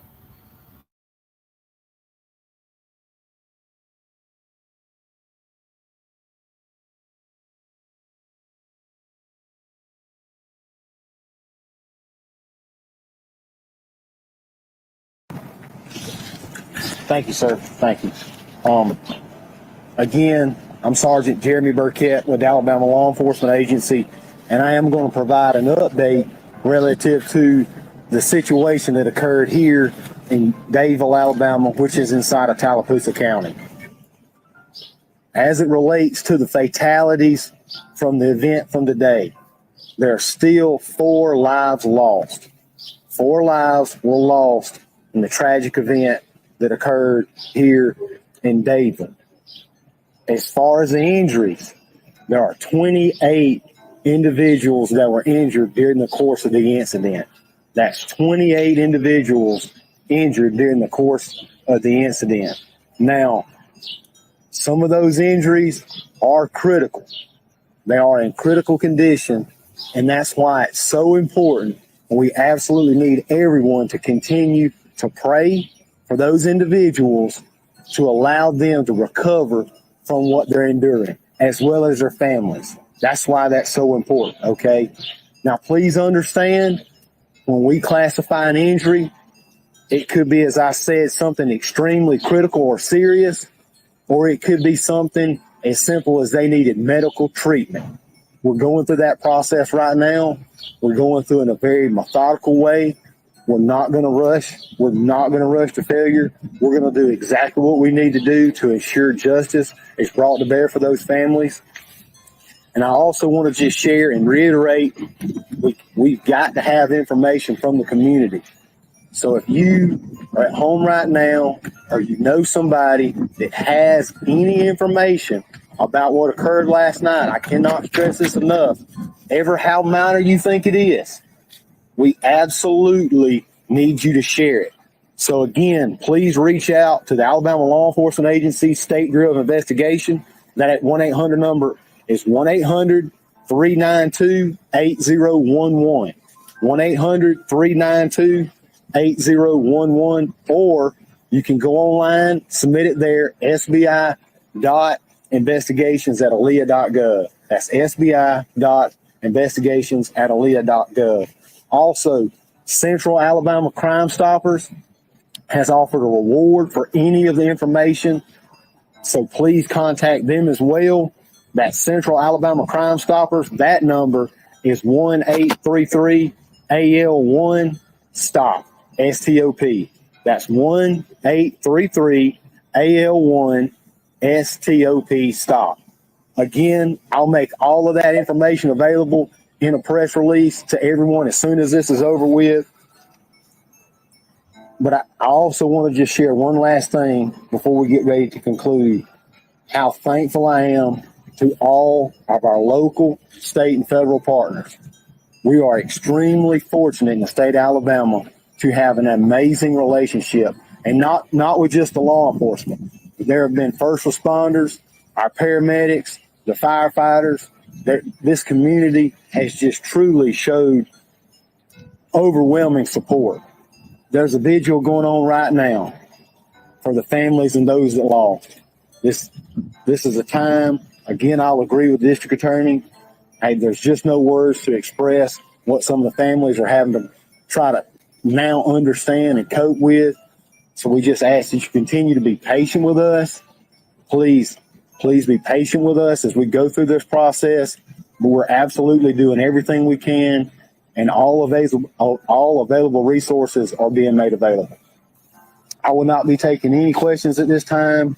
Again, if you have any questions about this situation, please email media.relations@alea.gov. Media.relations@alea.gov. Thank you. You not identify the dead? Okay. Is there anybody in custody? Has anyone been arrested?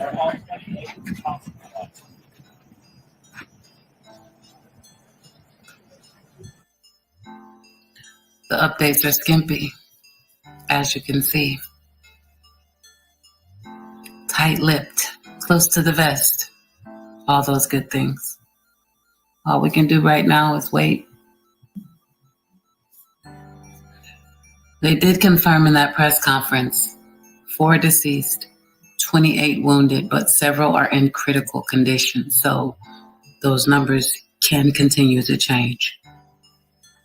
I understand why everybody And the news outlets believe that there were possibly 6 because I saw the photo. Okay. I guess I should just leave it at that. Praying that the other 2 people on that ground pulled through because they didn't look all right. See you in the comments, beautiful people.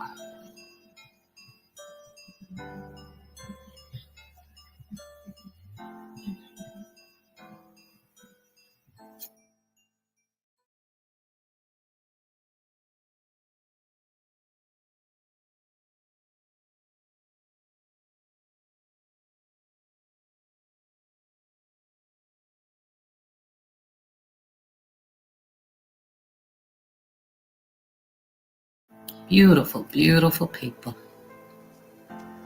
Here you go. Now to another story about gun violence. Officials in Alabama announced today that 2 teenage brothers and a 20-year-old have been arrested and charged with murder in connection with a deadly mass shooting last weekend at a Sweet 16 birthday party. The 16 and 17-year-old brothers will be charged as adults.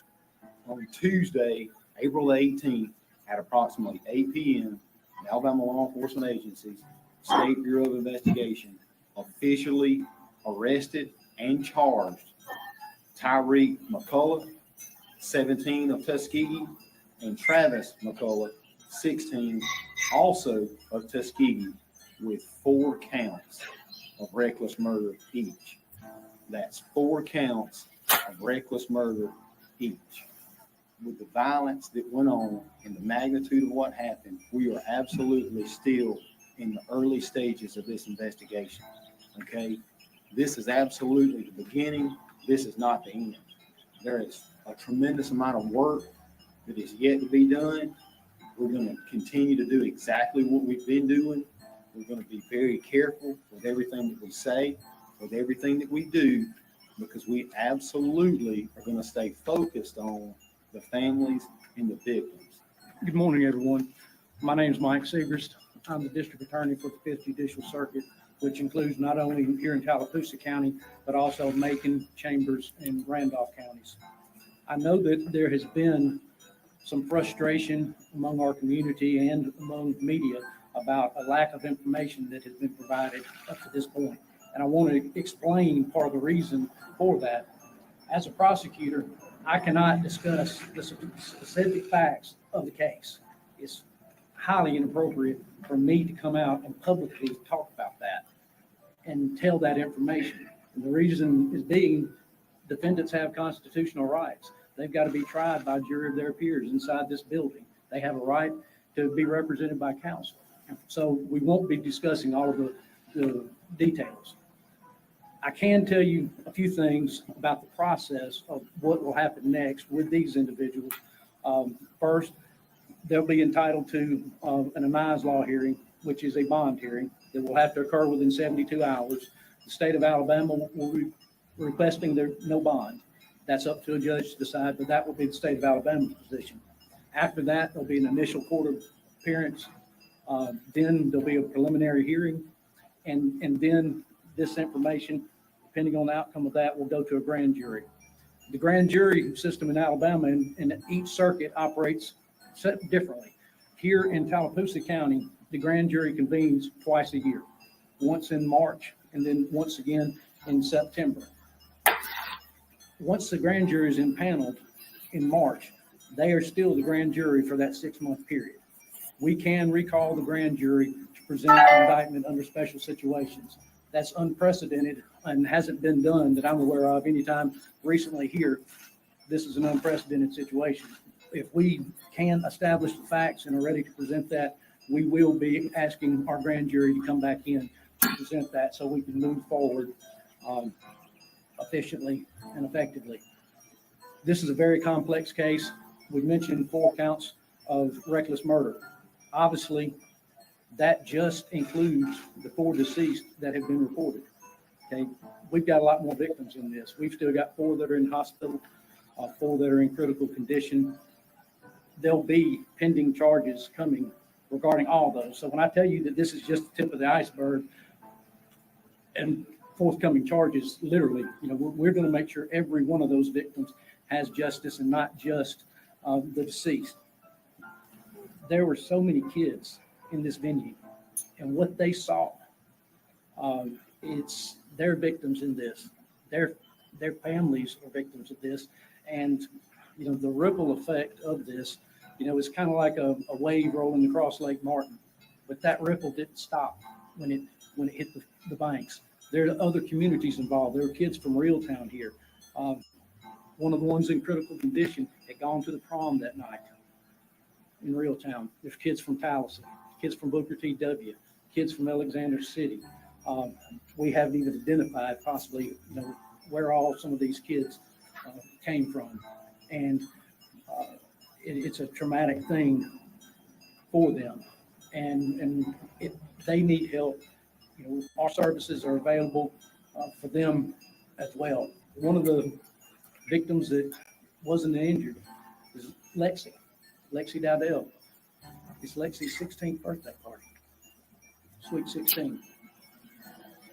There's an uncut cake and unburnt 16 candles that never got lit. Lexi's brother is one of the victims. On her 16th birthday party, she was knelt by her brother as he took his last breath. That's what we're dealing with here. Those are what these victims went through. The message that I want to send is, I know some of these victims personally. Some of these kids are kids of friends of mine, people that I went to school with, people that I played ball with and against, in the community back in high school. And these are my kids. These are our kids. Don't mess with our kids. Do not mess with our kids. Thank you. Investigators have not said what sparked the shooting that cut short the lives of 19-year-old Marcia Collins, 18-year-old Phil Dowdell, 23-year-old Corbin Holston, and 17-year-old Kiki Smith. The shooting also left 32 others injured, with 4 still critical. Police say their focus remains on the families affected. We're tired of going to the mothers and having to tell them that these kids are not coming home. We're not concerned about the headlines. We're worried about mom. So it's black on black crime again. And that wasn't what some of us expected, but I tell you what, evil doesn't have a color. Bad people, they come in all shapes and sizes. These particular ones, they just happen to be black. But there they are, the bad guys. That's what I call them. And I hope they throw the book at them. I'll see you in the comments, beautiful people.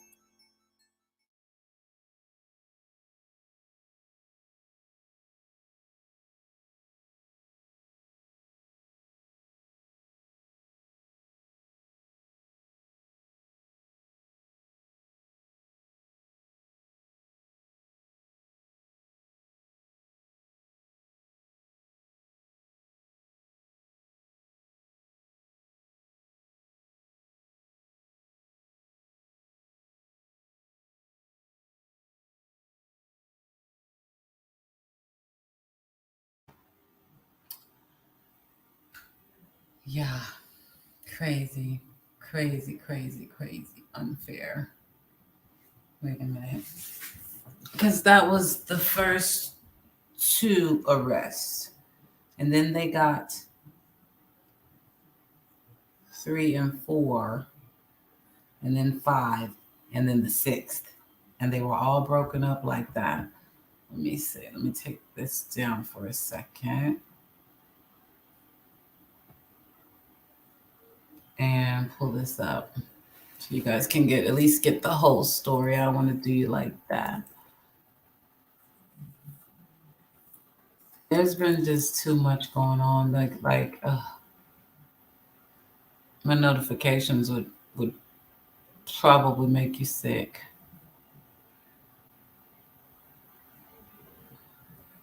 Let me get logged in here. Sorry, because it's gonna. Oh, you know what? Let me mute out because TikTok's gonna start playing music. Give me 1 second, y'all.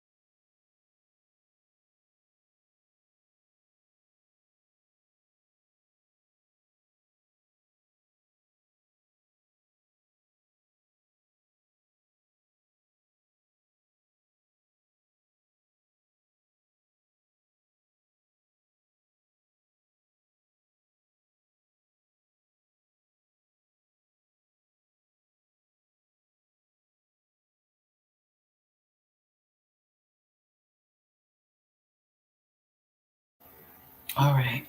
Here is the fifth, the fifth arrest, and a little more to the story too.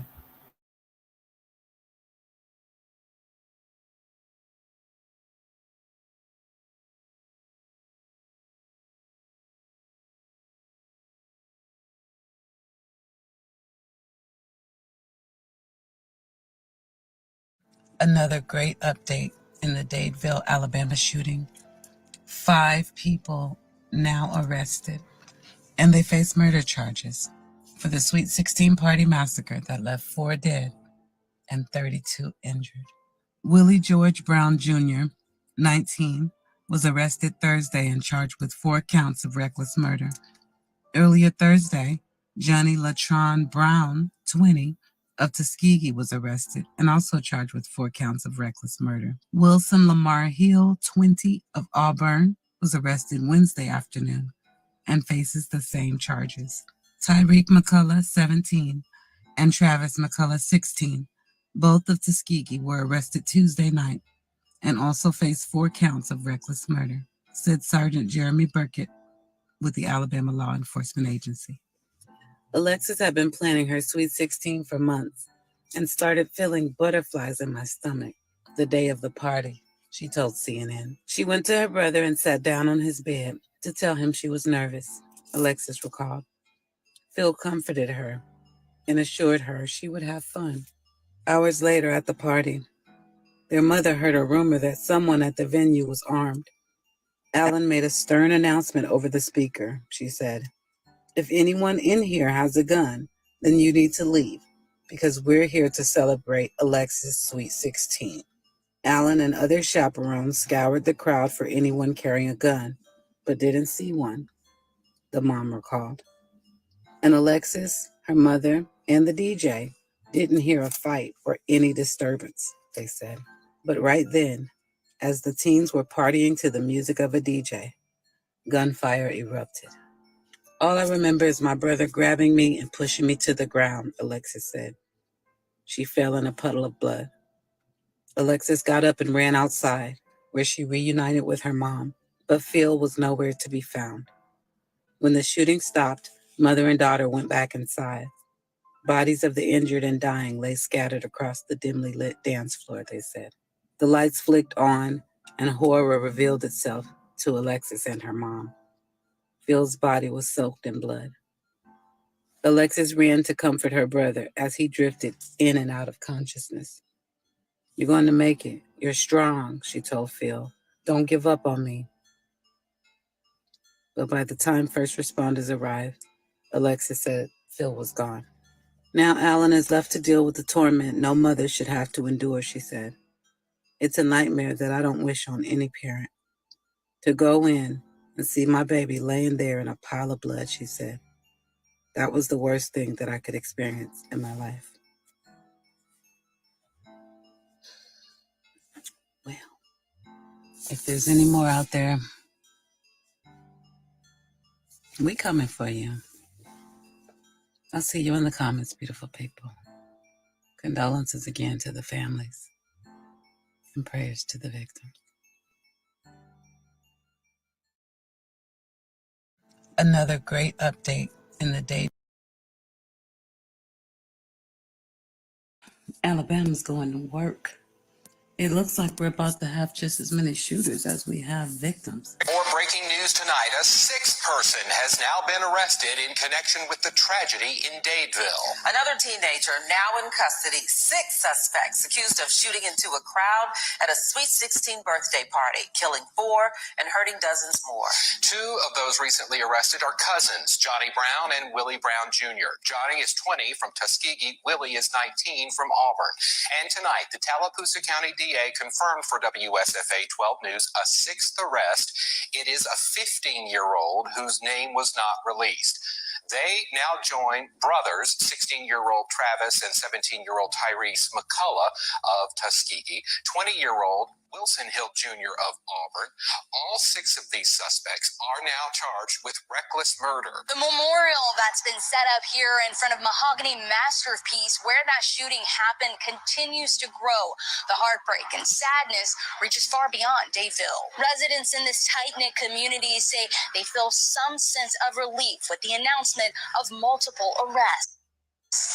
Ask that everybody prays for the whole community, especially the families, and just hope justice is served. I think it's very fortunate we have the level of professionalism, determination, the tenacity from our law enforcement officials to stay on the case. They've been very disciplined with the amount of information they've shared and that kind of thing, and I'm sure that was for good reason. I think it begins to bring some sense of closure for some people. Law enforcement has still declined to comment about a possible motive or say what kinds of guns were used or how many shots were fired. They are urging anyone who attended the party Saturday night who has not already come forward to speak with them to do so immediately. If you have information or images from that night, you are urged to reach out to authorities. Upload those videos. Call in your tip to Central Alabama Crime Stoppers at 215-STOP. A $5,000 reward is being offered in this case. Tonight, reporter Brady Talbert talks to the Dowdell family, which hosted that Sweet 16 birthday party, but say they had no idea this is how it would end. My heart is not, completely healed, but I feel a little better by them knowing that they have someone in custody. I feel a little relieved, but I still know it's more to the story. The mass shooting happened at Alexis Dowdell's 16th birthday party and claimed her brother's life. She and her mother, LaTanya Allen, say they don't know the suspects. They were not invited. I don't know. You hear rumors of certain things, but you don't know if it's true. But it had to be some reason for them to come. Because why would you be 20 when it comes to a 16-year-old party? Alexis says her brother used to text her every day to tell her how much he loved her. She misses his messages. Without seeing him respond, it's just heartbreaking. His mother appreciates the community support. Some people have been bringing food, but she admits it's hard to eat right now. I can say that we had been showered with love and support from everywhere. Everybody had reached out to me, people I don't know. Now, these funeral signs line the road outside their house as they make arrangements to say farewell. Because I miss him. I really miss him. The family very much still processing what took place at that birthday party. They do tell me a funeral is set for 1 o'clock on Monday at the Dadeville High School auditorium. Bill Dowdell was one of 4 people who lost their lives that night. The other 3 were 23-year-old Corbin Holston, 19-year-old Marciah Collins, and 17-year-old Shankivia Smith. Smith was only 2 weeks away from her high school graduation. If you saw something, it's time to say something. I'll see you in the comments, beautiful people. Alabama's going to work. It looks like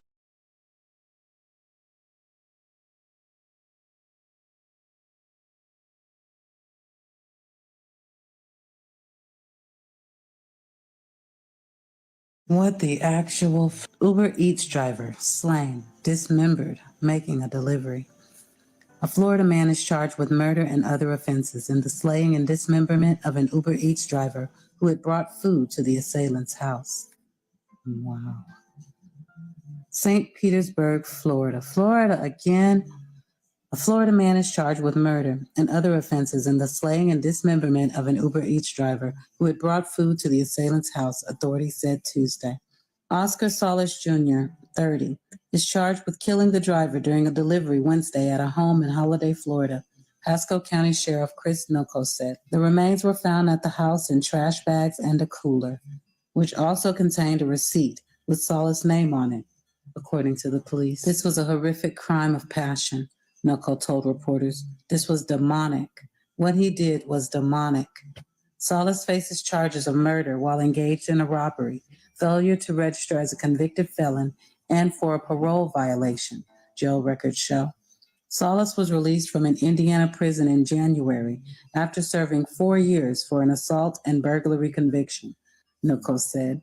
He moved to the Florida home about 3 months ago. The case comes amid several recent random shootings of people around the U.S. who approached strangers' homes, including a couple in Davie, Florida, whose car was fired at when they were making an Instacart delivery and turned into the wrong driveway.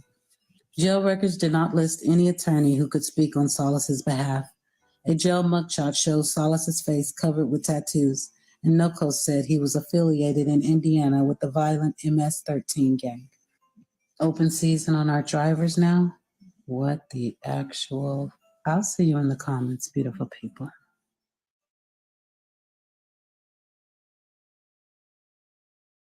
Now entering the OK Corral.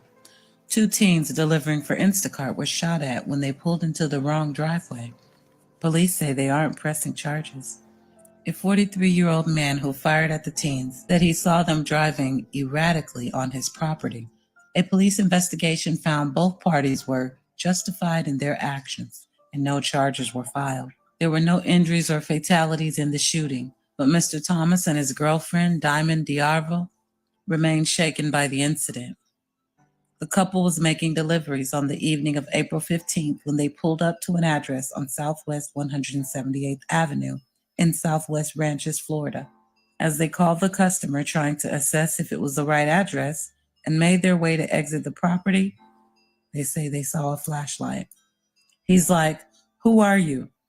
And we're saying, "We're with Instacart," Diarvo, 18, told WTVJ. The guy gets in his truck and reverses, and he pulls up behind us. That's when Diarville saw the man retrieve a gun, she told the outlet. I had seen him pull out a gun, and that's when I said, we gotta go, Diarville told WTVJ. I was scared. I'm not going to lie. The couple heard 3 gunshots as they fled the property and pulled over on a nearby street, where they found bullet holes in their vehicle. When they were located afterwards by officers from the Davie Police Department, Diamond was crying frantically, and Mr. Thomas appeared to be extremely nervous and scared, according to an incident report obtained by Insider. We were there for Instacart. We were trying to tell him, and we went about it the wrong way, Thomas, 19, told the local station. Instead of just calling police, saying I have trespassers on my lawn, he decided to shoot. Antonio C., 43, told police he observed a vehicle on his property and told his 12-year-old son to order them to leave. When his son called for help, Antonio told police he observed the vehicle driving erratically and running into items on his property. Diarville and Thomas told police that as they were reversing, they struck a boulder, the police report said. That's when Antonio approached them aggressively and began grabbing onto the driver door window. Mr. Thomas, the driver, continued to try and leave the area.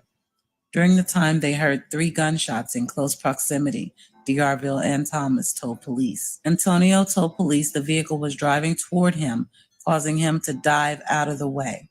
The vehicle sideswiped him, causing his right foot to be run over, at which point Antonio drew a handgun and fired several rounds toward the tires of the vehicle, he told police. As the incident unfolded, a neighbor ran to Antonio's house to tell him it was an Instacart order. The police report noted Antonio sustained an apparent minor injury, though it remains unclear if EMS or medical personnel responded or were dispatched to respond.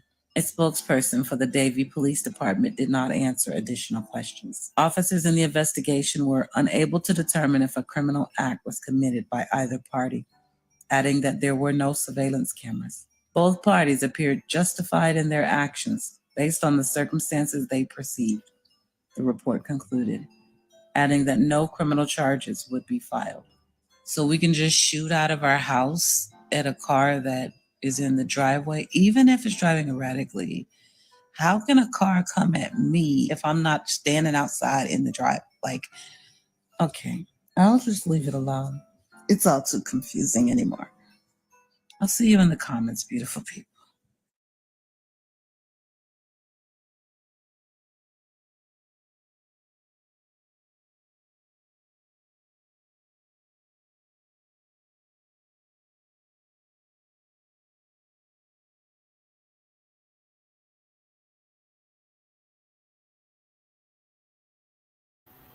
Okay, this one comes with a trigger warning.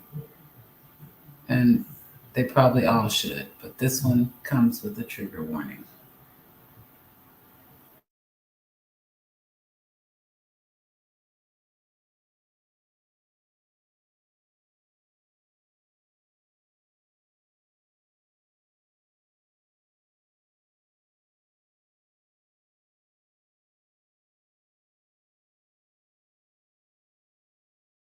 Yesterday, we had Instacart drivers who were shot at for turning around in the wrong driveway. And so now we have a DoorDash driver who was kidnapped and R-worded by a creep who opened fire on her family when they came to rescue her. Well, let's get into this. Joseph Killens, what a last name, 38, was arrested Saturday in connection to the April 13th horror involving the female delivery driver working in Tampa, according to police. Killens is accused of holding the driver, who is in her 20s, at gunpoint around 11 p.m. and making her drive to an apartment at the Bellara Lakes apartment complex, where he allegedly R-worded her. While she was at the apartment, the victim's family checked her cell phone location and rushed to help. It's unclear how the kin knew she was in trouble. The victim's family, who had been tracking her phone, arrived and rescued her from the car. Killens responded by firing multiple times, police said. One of the shots hit a family member of the victim's girlfriend, a woman in her 20s. After firing multiple rounds, Killens fled. Freaking coward. The next day, Killens threw a woman in her early 40s to the ground at the same apartment complex, punching her in the face before stealing her backpack, according to police. He was last seen running away toward the Haven Waters Edge apartment complex. Piece of shit. Sorry, y'all. This is... He was located by authorities at the Tampa Inn Hotel Friday night and arrested. Better not be a bail. Oh, it better not be a bail. We are appalled by the heinous and abhorrent crime. No one should ever have to endure something as horrific as this. And we're here to support the Dasher in any way we can, said DoorDash spokesperson Julianne Crawley. We're grateful to Tampa Police for their work to hold the perpetrator accountable, and we strongly hope justice is served. Killens faces charges of armed kidnapping, robbery with a firearm, armed sexual battery, and aggravated battery with a weapon, as well as a charge of robbery in connection to the April 19th attack. He is being held at the Orient Road Jail. What do you think? I'll see you in the comments, beautiful people. Yesterday, we had Instacart.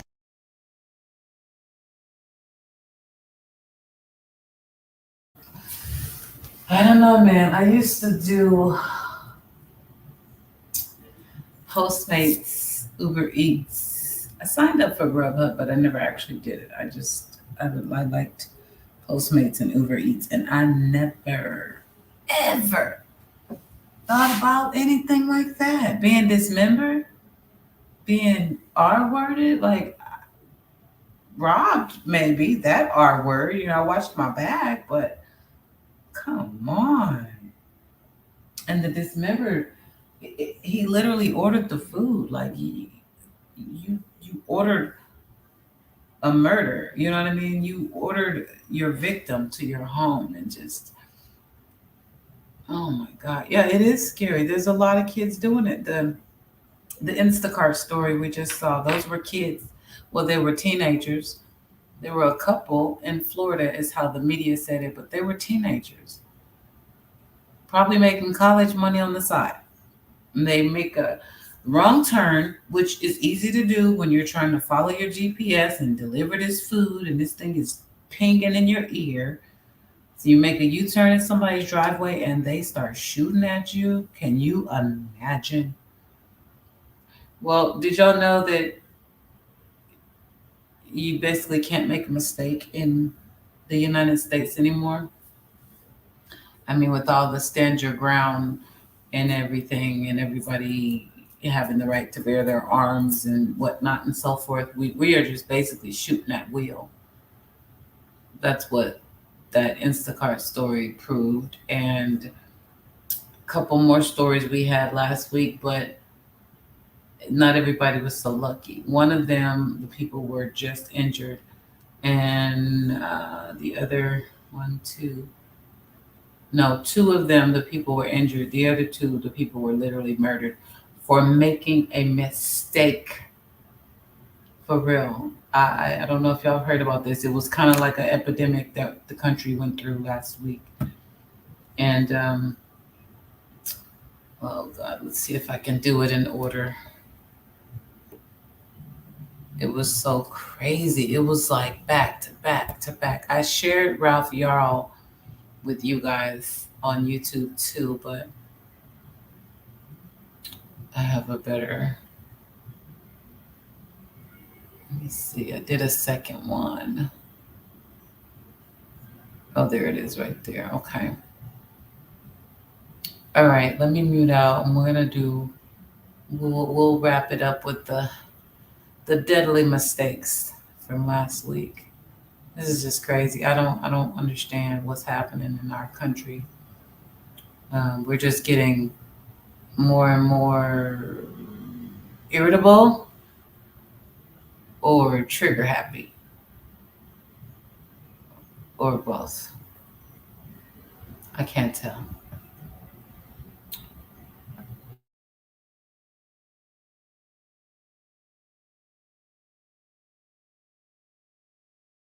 This afternoon, prosecutors in Kansas City, Missouri filed 2 felony charges against the 85-year-old white man who shot a 16-year-old black boy last week. Ralph Yarl was out picking up his younger brothers when he accidentally approached the wrong house on Thursday evening. President Biden called the family today to offer prayers and to check on Ralph and to tell them, that everybody is praying for him. And it was 15 minutes after the conversation with President Biden that the prosecutor had his press conference to announce that they were, in fact, going to not have another miscarriage of justice again for an unarmed black child who was shot by a would-be vigilante. Let me tell you a story. Ralph told police his mother asked him to pick up his brothers at 1100 Northeast 115th Street, although the actual address they were staying at was 1100 Northeast 115th Terrace. When he arrived, he said he pressed the doorbell and waited for a while. A man eventually opened the door and immediately shot him in the head. Ralph got up and started running away, and he heard the man say, "Don't come around here," the document reads. He then went to multiple residences asking for help, where he was able to get someone to call 911. Unfortunately, he had to run to 3 different homes before someone finally agreed to help him after he was told to lie on the ground with his hands up. Ralph suffered gunshot wounds on his left forehead and right arm. Ralph was looking forward to graduating high school and finally getting the opportunity to visit West Africa before starting college. Life looks a lot different right now. Even though he's doing well physically, he has a long road ahead mentally and emotionally. The trauma that he has to endure and survive is unimaginable. He is our miracle. We have heard these types of stories many times, and unfortunately, most Black boys are not alive to get another chance. Andrew Lester, pictured here, was charged with 2 felony counts Monday in connection with the shooting of Ralph Yarl. Andrew says he was scared to death due to the 16-year-old's size, according to probable cause document released by Clay County Prosecuting Attorney's Office. On April 13th, around 9:50 p.m., a witness said a car pulled into the driveway of Lester's residence, the document reads. In an interview with police, Lester said he had just lain down on his bed that night when he heard the doorbell ring, the document says. Lester told police he got up, picked up his Smith & Wesson .32 caliber revolver and went to the front door, where both the interior door and the storm door were locked, the document reads. When he opened the interior door, he saw a black male who was approximately 6 feet tall pulling at the storm door, the document says. He told police that he thought he was trying to break into the house and shot twice within a few seconds of opening the door. He then called 911. Lester told police that he never saw Ralph before and that they didn't exchange words during the incident. Lester was visibly upset and repeatedly expressed concern for the victim, according to the document.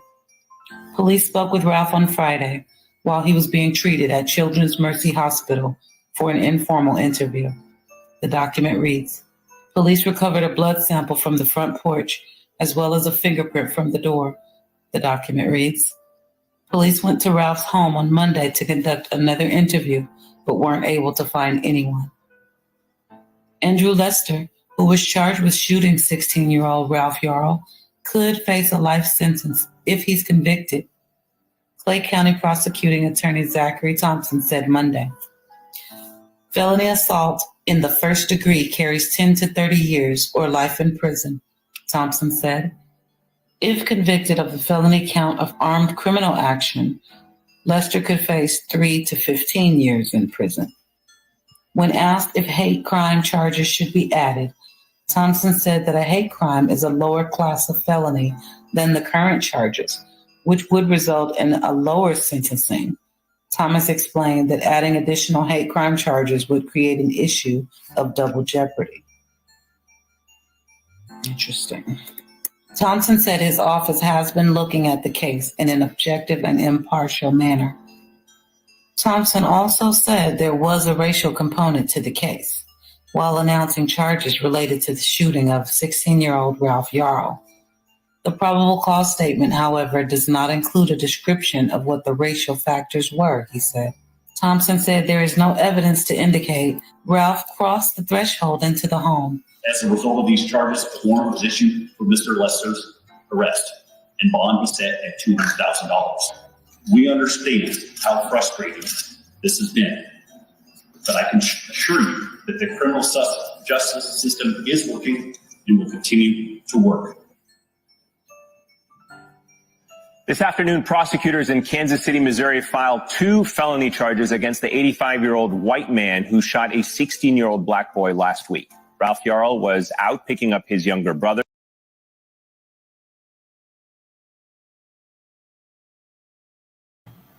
Exactly. Everything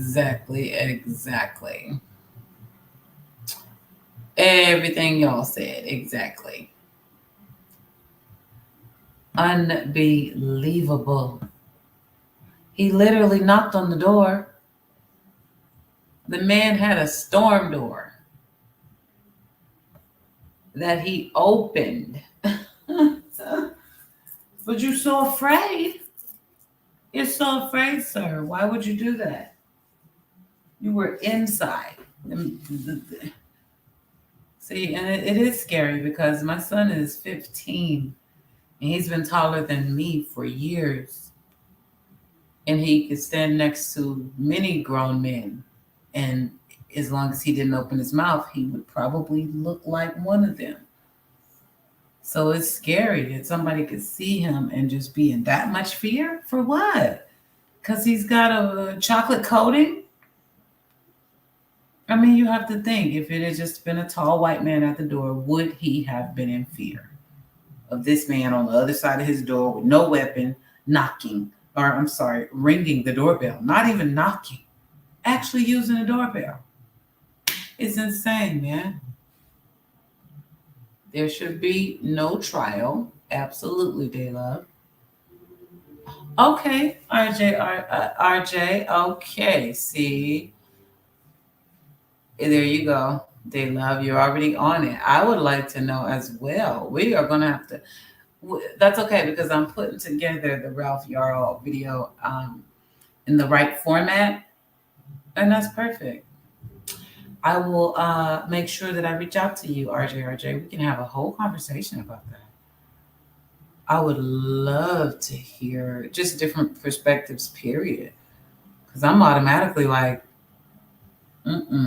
He rang the doorbell. That's all he did.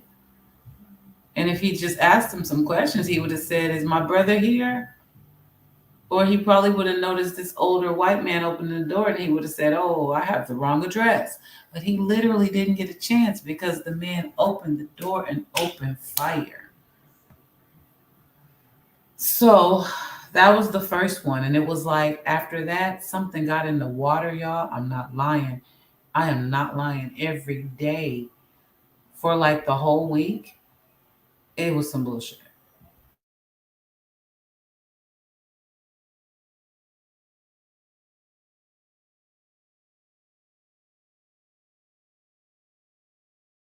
Here we go again.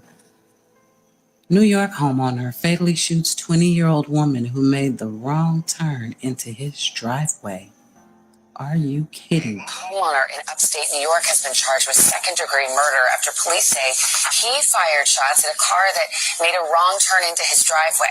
Officials say one of those rounds struck 20-year-old Kaylin Gillis. She later died. She was in a car with 3 other friends Saturday night looking for a different friend's house. They got lost. The area has spotty cell phone reception. Police say the gunfire came as they were turning around to leave. The homeowner, 65-year-old Kevin Monahan, was arrested after a standoff with police. You just can't make this stuff up. Rest in peace, baby girl. This man better not see the light of damn day. Irresponsible ass gun owners. Sit your scary self down somewhere, okay? Just hide in a bunker. Paranoid asses. I'll see you in the comments, beautiful people.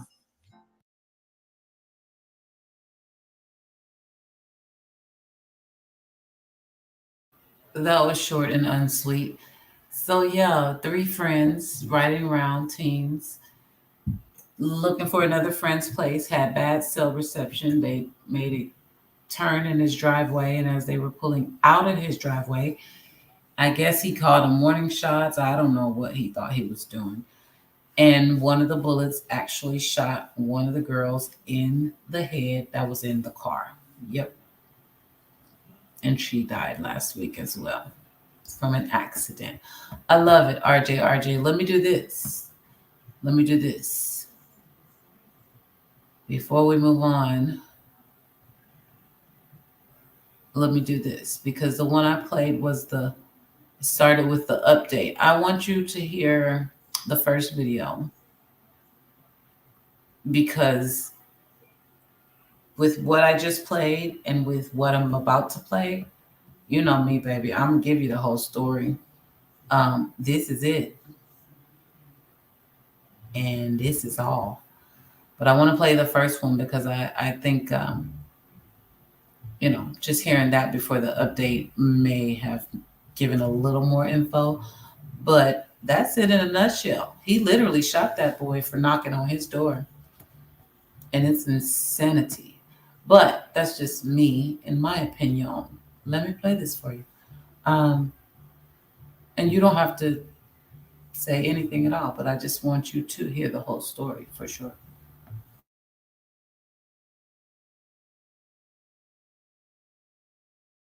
Another one of those headlines. Let's get into it. Black teen shot after going to the wrong house to pick up his younger brothers. Reported by CBS News. And before I start this article, let me tell you, this channel is not about black or white. It's about right and wrong. Kansas City police are working to quickly prepare evidence for the Clay County prosecutor in the shooting of a black teenager who was trying to pick up his younger brothers from a friend's house Thursday. I want everyone to know that I am listening, Police Chief Stacey Graves said Sunday at a news conference at Kansas City Police Headquarters downtown.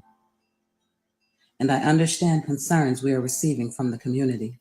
The Kansas City Star reported the 16-year-old boy, who family members have identified online as Ralph Yarl, was hospitalized Thursday night after he was shot while trying to pick up his younger twin brothers. He went to the wrong house and was shot there.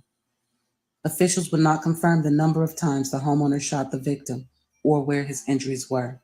Unbelievable. Police haven't identified the shooter or his race. Information that officials have now does not point to the crime being racially motivated, but Graves said the aspect also remains under investigation. This is not something that has been dismissed, marginalized, diminished in any way. This is something that is getting the full attention of the Kansas City Police Department, she said. Investigators also will consider whether or not the suspect was protected within the Stand Your Ground laws, Graves said. Police initially said Yarl was in stable condition, but had a life-threatening injury.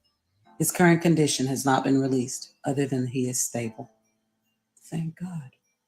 Graves said Sunday that the homeowner who allegedly shot the teen was taken into custody. Allegedly? Really? Thursday, and placed on a 24-hour hold. While searching the scene for evidence, detectives found the firearm allegedly used. Law enforcement released the suspect pending further investigation after consulting with the Clay County prosecutor's after consulting with the Clay County Prosecutor's Office. Missouri law allows a person to be held up to 24 hours for a felony investigation. At that point, the person must be released or arrested and formally charged. In order to arrest someone, law enforcement needs a formal victim statement, forensic evidence, and other information for a case to be completed, Graves said. Because of the teen's injuries, Graves said police haven't been able to get a victim statement. Mayor Quentin Lucas, who attended the news conference, said the police department understands the community's concern that the shooting could be racially motivated. He said some members of the police department attended a protest Sunday in the neighborhood where the shooting took place to listen to community members' concerns. Civil rights attorney Ben Crump told the Star on Sunday that his Florida-based law firm has been retained by the teen's family. You can't just shoot people without having justification when somebody comes knocking on your door, and knocking on your door is not justification. This guy should be charged, Crump said. Crump has represented the families in several high-profile cases, including Trayvon Martin and Michael Brown, as well as Ahmaud Arbery, Breonna Taylor, and George Floyd. Rest in peace. He said the homeowner initially shot the teen in the head, and then a second time after the boy fell to the ground. My God. The family also has retained Lee Merritt, a Texas-based civil rights attorney who has previously represented the family of Cameron Labb, who was fatally shot by KCPD detective Eric D. Valconair in 2019. Crump said, based on what he was told by the teen's family, the shooter is white. It is inescapable not to acknowledge the racial dynamics at play, he said. Jarl meant to pick up his brother from a friend's house on 115th Terrace. He ended up ringing the doorbell at a home on 115th Street. Faith Spoonmore, the teen's aunt, wrote online. She wrote that her nephew, Ralph Jarl, was on his way back to pick up his twin brothers from their friend's house a few blocks away from his house. He didn't have his phone. He mistakenly went to the wrong house, 1 block away from the house where his siblings were. He pulled into the driveway and rang the doorbell. The man in the home opened the door, looked my nephew in the eye, and shot him in the head. My nephew fell to the ground, and the man shot him again. Ralph was then able to get up and run to the neighbor's house, looking for help. Unfortunately, he had to run to 3 different homes before somebody finally agreed to help him, after he was told to lie on the ground with his hands up. Kansas City police officers said they responded to the area around 10 p.m. Even though he is doing well physically, he has a long road ahead mentally and emotionally. Spoonmore wrote in a GoFundMe she started to raise money for y'all's medical bills and other expenses. I will find the link to the GoFundMe and put it in the comments if you're interested. This is a true tragedy. Okay, let's get it out of the way. Maybe the homeowner was frightened, right? Maybe. But not based on what the auntie just said. Thank God this baby boy survived. So what's it gonna take, y'all? I've seen everything in these gun violence videos, from GOP to red, white, green, blue, black, the devil, Christians. I've seen every excuse under the sun. But I'm just wondering, is it possible that it's just a people problem? Trigger happy, gun toting people problem. I guess we'll have to wait for all of the evidence. In the meantime, let's hash it out. I'll see you in the comments, beautiful.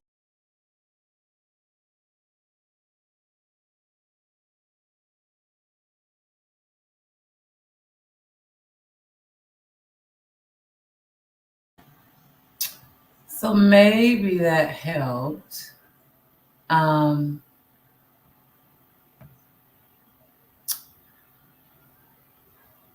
Oh, the GoFundMe link. You know what? That was a TikTok video. I did put it in there.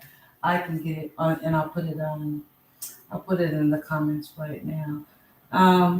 Yeah, he was told to have his hands up because because they still weren't quite sure. People still saw him as a threat, bleeding and coming towards them, and it's a jacked up world we live in with that one, because I'll tell you, me and my son, we were at oh my God, we were at I don't know, fast food somewhere. We were in the drive-thru, And this girl came, she was walking really fast. She was quiet, but she was walking really, really persistently. And I'm like, something's up. And just how she was walking and kind of looking back. And then there was a guy right behind her, like on her heels. And he was walking that same persistent thing. And he was mumbling under his breath. I think it was domestic. He didn't touch her. But you could tell she was trying to go the other way. And he was following her.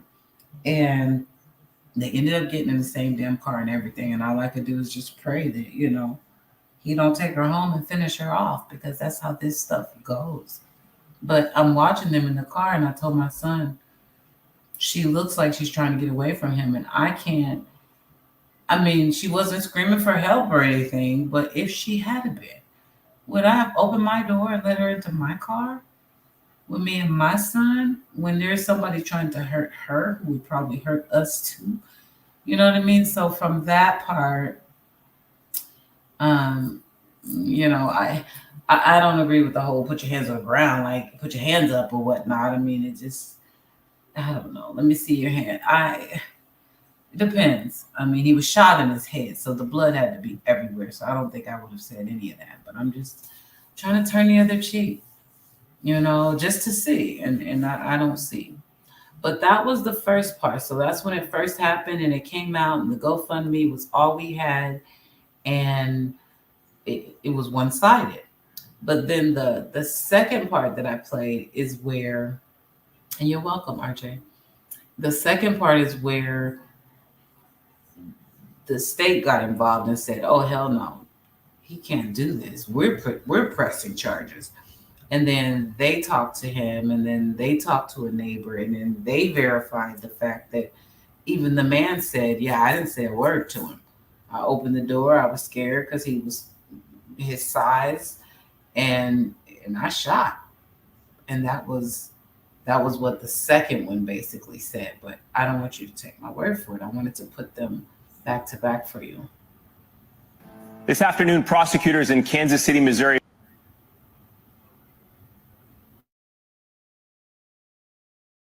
filed 2 felony charges against the 85-year-old white man who shot a 16-year-old black boy last week. Ralph Yarl was out picking up his younger brothers when he accidentally approached the wrong house on Thursday evening. President Biden called the family today to offer prayers and to check on Ralph and to tell them, that everybody is praying for him. And it was 15 minutes after the conversation with President Biden that the prosecutor had his press conference to announce that they were, in fact, going to not have another miscarriage of justice again for an unarmed black child who was shot by a would-be vigilante.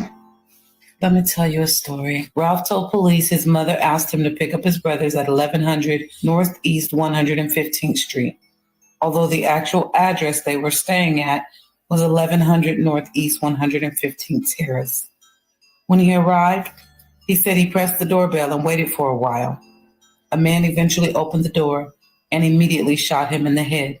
Ralph got up and started running away, and he heard the man say, "Don't come around here," the document reads.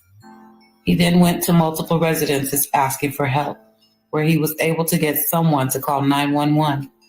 Unfortunately, he had to run to 3 different homes before someone finally agreed to help him after he was told to lie on the ground with his hands up. Ralph suffered gunshot wounds on his left forehead and right arm. Ralph was looking forward to graduating high school and finally getting the opportunity to visit West Africa before starting college. Life looks a lot different right now. Even though he's doing well physically, he has a long road ahead mentally and emotionally. The trauma that he has to endure and survive is unimaginable. He is our miracle. We have heard these types of stories many times, and unfortunately, most Black boys are not alive to get another chance. Andrew Lester, pictured here, was charged with 2 felony counts Monday in connection with the shooting of Ralph Yarl. Andrew says he was scared to death due to the 16-year-old's size according to probable cause document released by Clay County Prosecuting Attorney's Office. On April 13th, around 9:50 p.m., a witness said a car pulled into the driveway of Lester's residence, the document reads. In an interview with police, Lester said he had just lain down on his bed that night when he heard the doorbell ring, the document says. Lester told police he got up, picked up his Smith & Wesson .32 caliber revolver and went to the front door, where both the interior door and the storm door were locked, the document reads. When he opened the interior door, he saw a black male who was approximately 6 feet tall pulling at the storm door, the document says. He told police that he thought he was trying to break into the house and shot twice within a few seconds of opening the door. He then called 911. Lester told police that he never saw Ralph before and that they didn't exchange words during the incident. Lester was visibly upset and repeatedly expressed concern for the victim, according to the document. Police spoke with Ralph on Friday while he was being treated at Children's Mercy Hospital for an informal interview. The document reads, police recovered a blood sample from the front porch as well as a fingerprint from the door. The document reads, police went to Ralph's home on Monday to conduct another interview, but weren't able to find anyone. Andrew Lester, who was charged with shooting 16-year-old Ralph Yarl, could face a life sentence if he's convicted. Clay County Prosecuting Attorney Zachary Thompson said Monday. Felony assault in the first degree carries 10 to 30 years or life in prison, Thompson said.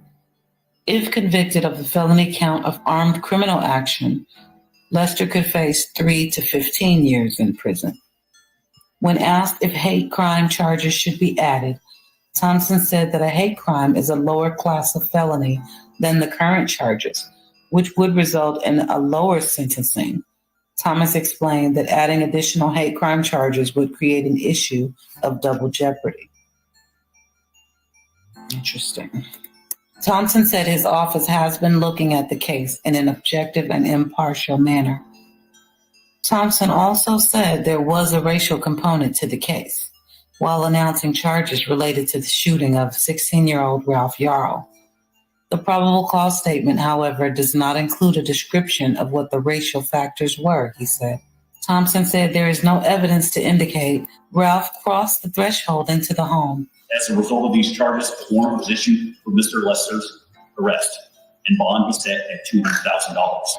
We understand how frustrating this has been, but I can assure you that the criminal justice system is working and will continue to work.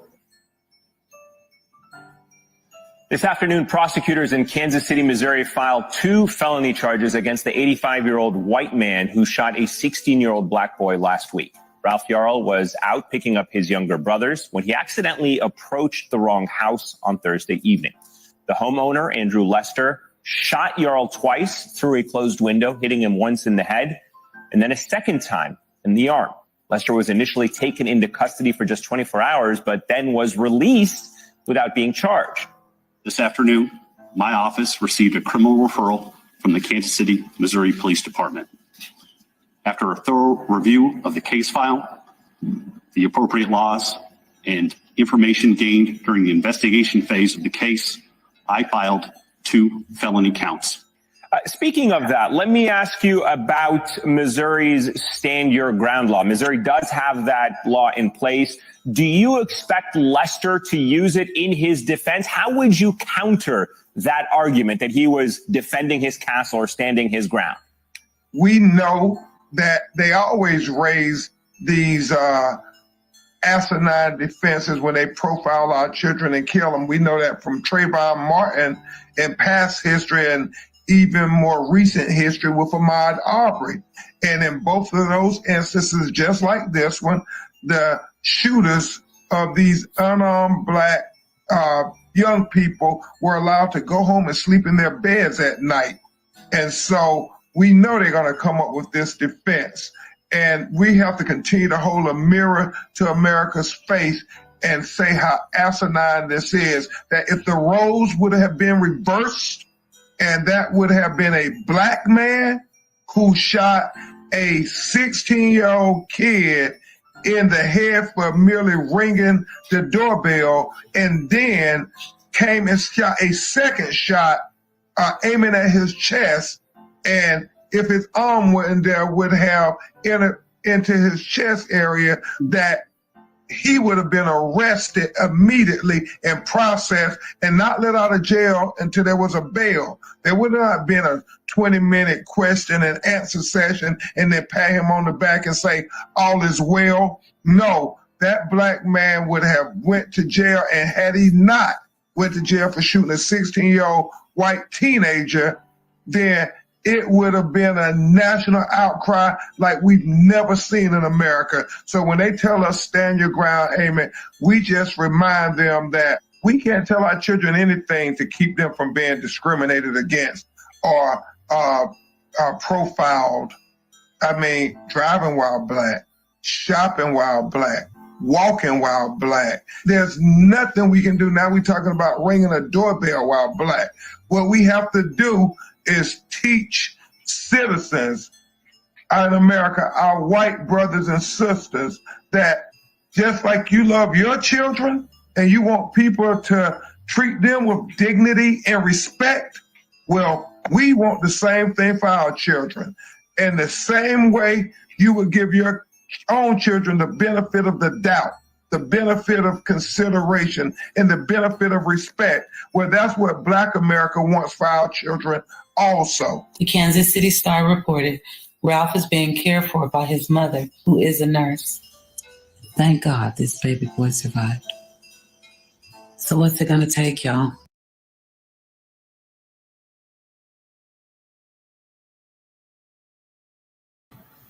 So, okay, that's the whole story as I know it. Now, I agree, RJ. You heard in the beginning, the first thing I said, and that was a TikTok video. First thing I said, because the comments go crazy on TikTok. Oh my God, they have no filter. So the first thing I said was, my channel is about right and wrong. It's not about race. With that said, especially being a Black woman, with that said, I'm not going to overlook the obvious when it's there. In this case, it wasn't there. When I first saw it, it wasn't like, oh, racism. Nope, it was not. They didn't even tell us. If you listen to the first video, they didn't even tell us if the shooter was white or Black. People were already in the comments going, you know what that means? They didn't say the color. You know what that means? They're trying to down. People were already on it. That's why I said it's not what some of us expected. A lot of us expected. But when the prosecution came out and the DA said there was a racial component, he didn't go any deeper. He didn't even charge him for it, but he pointed it out. He didn't have to do that. There's something that was said between him and Pawpaw there, something that he knew that had a racial component. Maybe he said, yeah, big Black dude at my door. I don't know. But I know that's when it became a racial component for me. But not big enough to just be tripping on, because that part of it doesn't even get him the biggest sentence. So, no need to march right now. Like, they're getting him the way he needs to be gotten. So I'm good with that. I'm totally good with that. But that's when it became a racial thing for me. Before that, it was just sheer stupidity. Like, you're inside your home. You stand your ground if someone comes into your home. He didn't come in. He didn't even cross the threshold. So you overreacted. Should you get life for that? Well, that's for the jury to decide.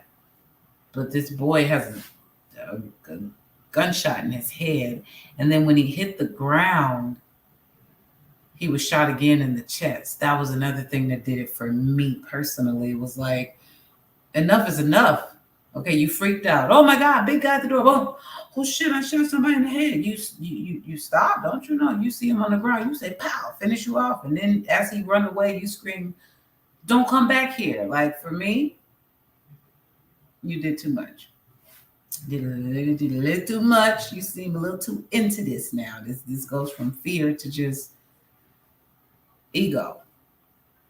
For me, it comes down to just human error and flaw. Always over color, gender, any of that stuff. It's just like right and wrong. It's very simple. But that is what set it off. And what Crump said at the end was true. Well, what are we going to do when our delivery drivers start knocking on the wrong door? Well, the day after he said that, the Instacart driver situation and the girl turning around in the wrong driveway situation, gunshots. Like we just can't overreact.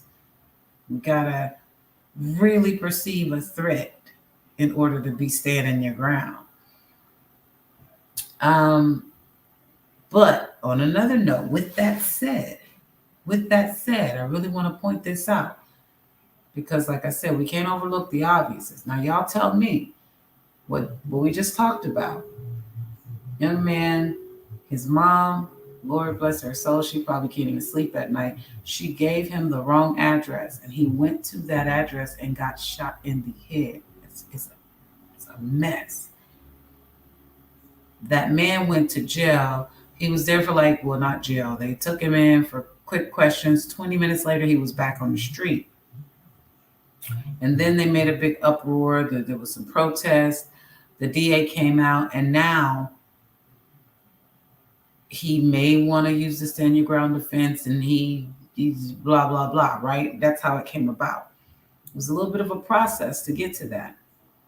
But yeah, that was the district attorney that threw that out. I mean, people were speculating, but it was the district attorney that put that in that second video that I played. He said there was a racial component, and he left it at that.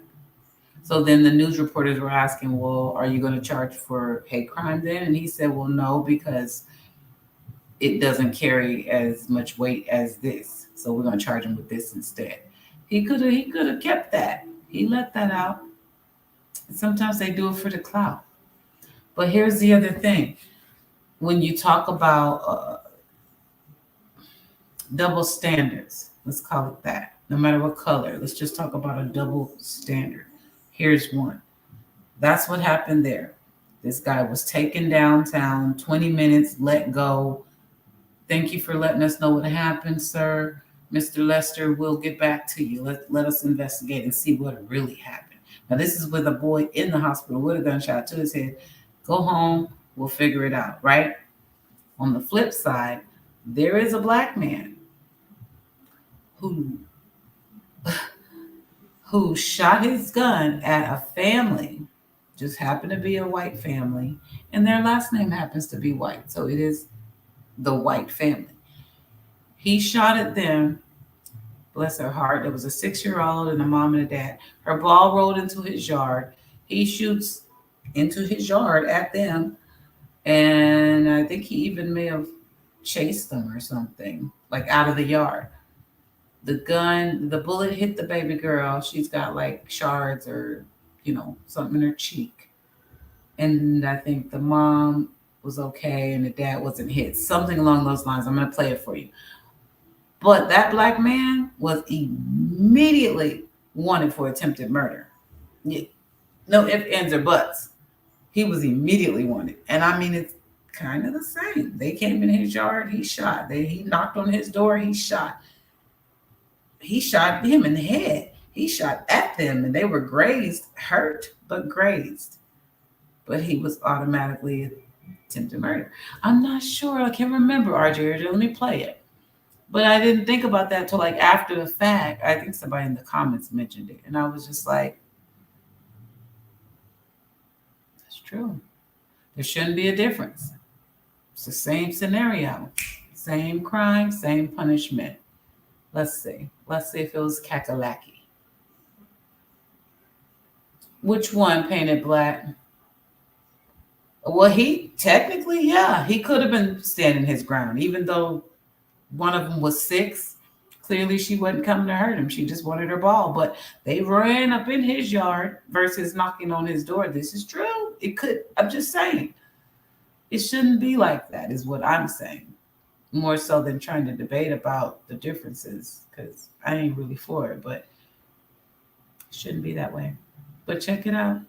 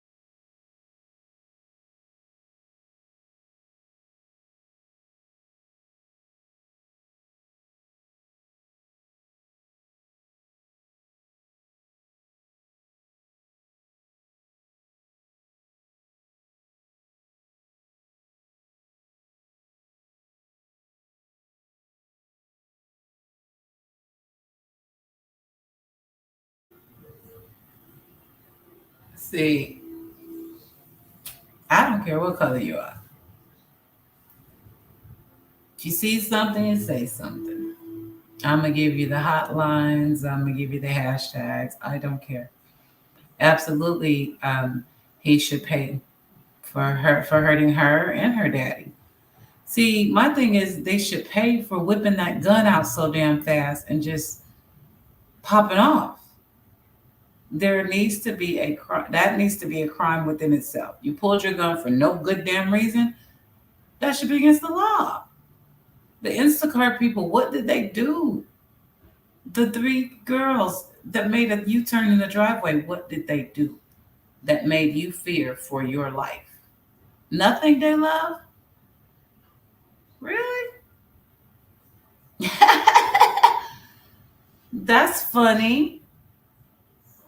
Oh, that sucks though. But which one did I just play for you guys? Oh, that was the one with the black man that opened fire on the white family. Their name is the White Family, you guys. So, can y'all hear me now? Y'all can hear me now, right? Because I can see me. Let me add this to the stream. Okay. Can y'all see my screen? I'm gonna play it again. Um, and they talk about, okay, perfect. They talk about another one during this one that happened. I'm drawing a blank now, but I'm gonna play that one right after, so you'll hear about it. And that would have been I think the fourth one of the week. Okay, cool, cool, cool. All right, I'm gonna mute out. What did I do? Just stop my camera. All right, let me replay it then. This was the one where the 6-year-old's basketball rolled into this fool's yard and he opened fire.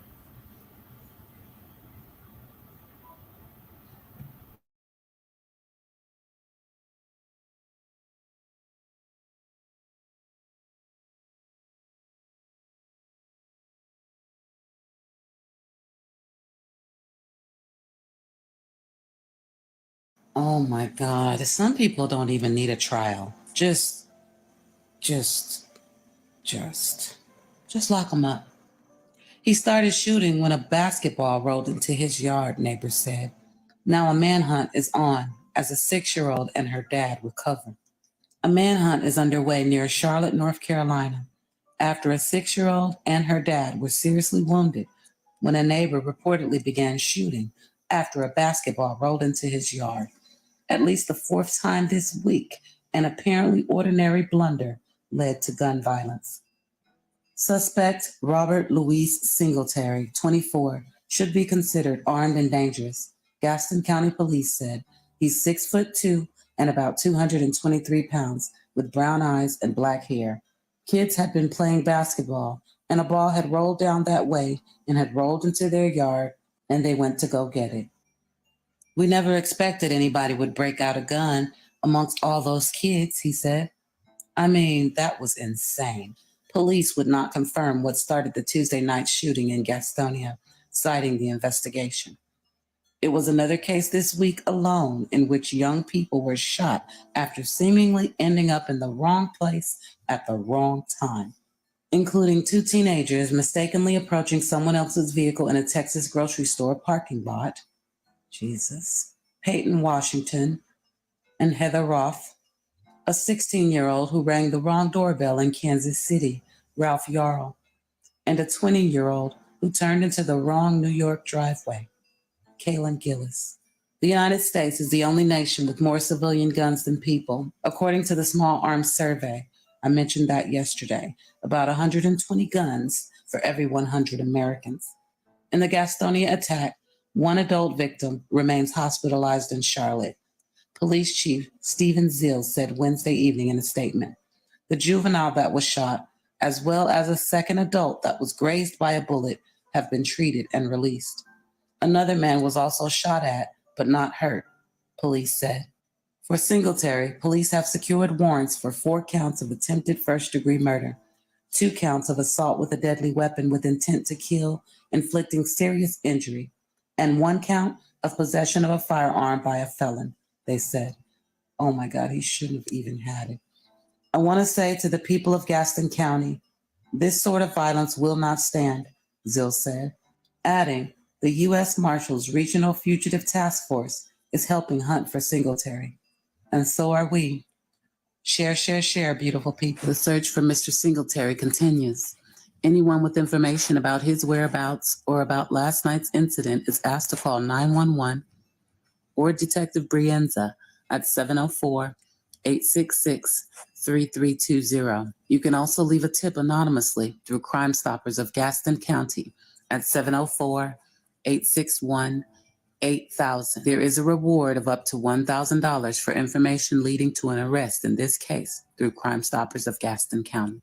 Neighbors told WSLC that Singletary was new to the area and often got angry with children in the neighborhood. We don't even know the man, 6-year-old Kinsley told WSLC, appearing on camera with stitches in her cheek. Why did you shoot my daddy and me?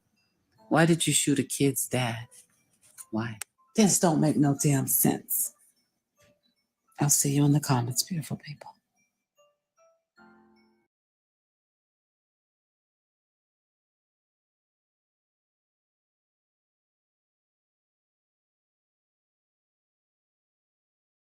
I'll tell you what, these real world happenings are giving horror movies a run for their money. Let's get into this. 2 cheerleaders were shot in a Texas supermarket parking lot after one opened the door to the wrong vehicle. The suspect is under arrest. This marks the 3rd incident this week in which young people made an apparent mistake and were met with gunfire. Authorities arrested Pedro Tello Rodriguez Jr., 25, the man they say shot the 2 teens. He was taken into custody early Tuesday, the Elgin Police Department said in a news release. Officers responding just after midnight Tuesday to an H-E-B supermarket parking lot found 2 people in a vehicle who'd been struck by bullets, police said, citing preliminary reports. One with serious injuries was rushed by helicopter to a hospital and was in critical condition, while the other was treated at the scene, the release said. The latter girl had gotten out of a friend's car and opened the door to a vehicle she thought was hers, only to find a man sitting in the passenger seat. As we're backing up, I see the guy get out of the passenger door, and I roll my window down, and I was trying to apologize. And then I just, halfway my window was down, he just threw his hands up, and then he pulled out a gun. And then he just started shooting at all of us. She said during a live-streamed prayer vigil Tuesday night at her cheer team's gym. Heather Roth said she was only trying to apologize to the man when he got out of the passenger door.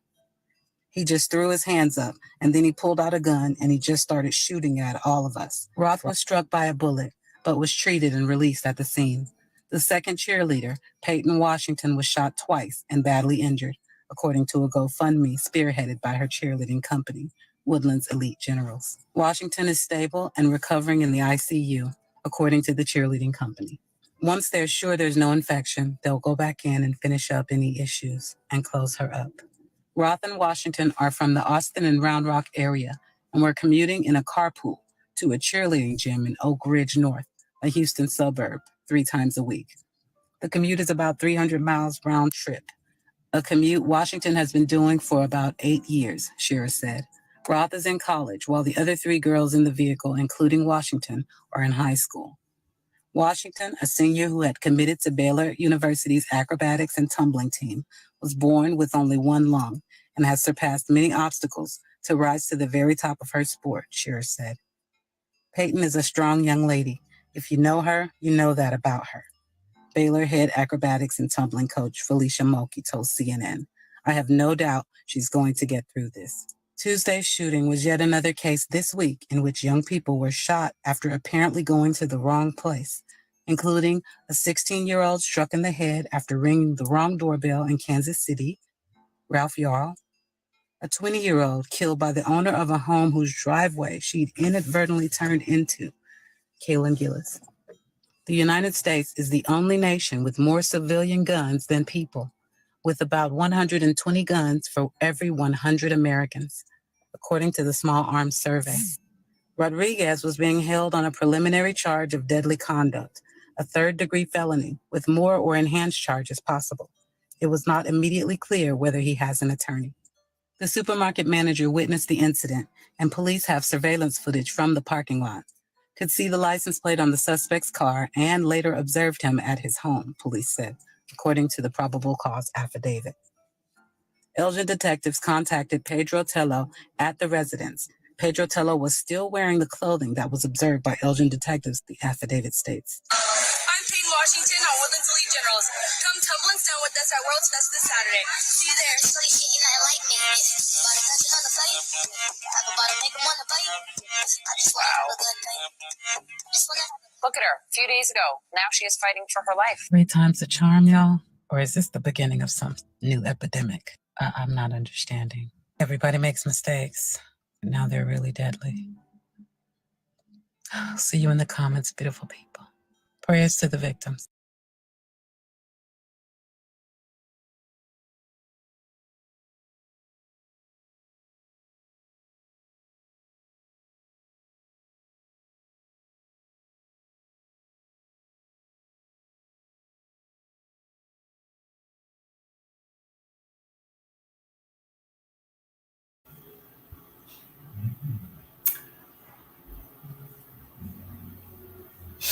Crazy, right?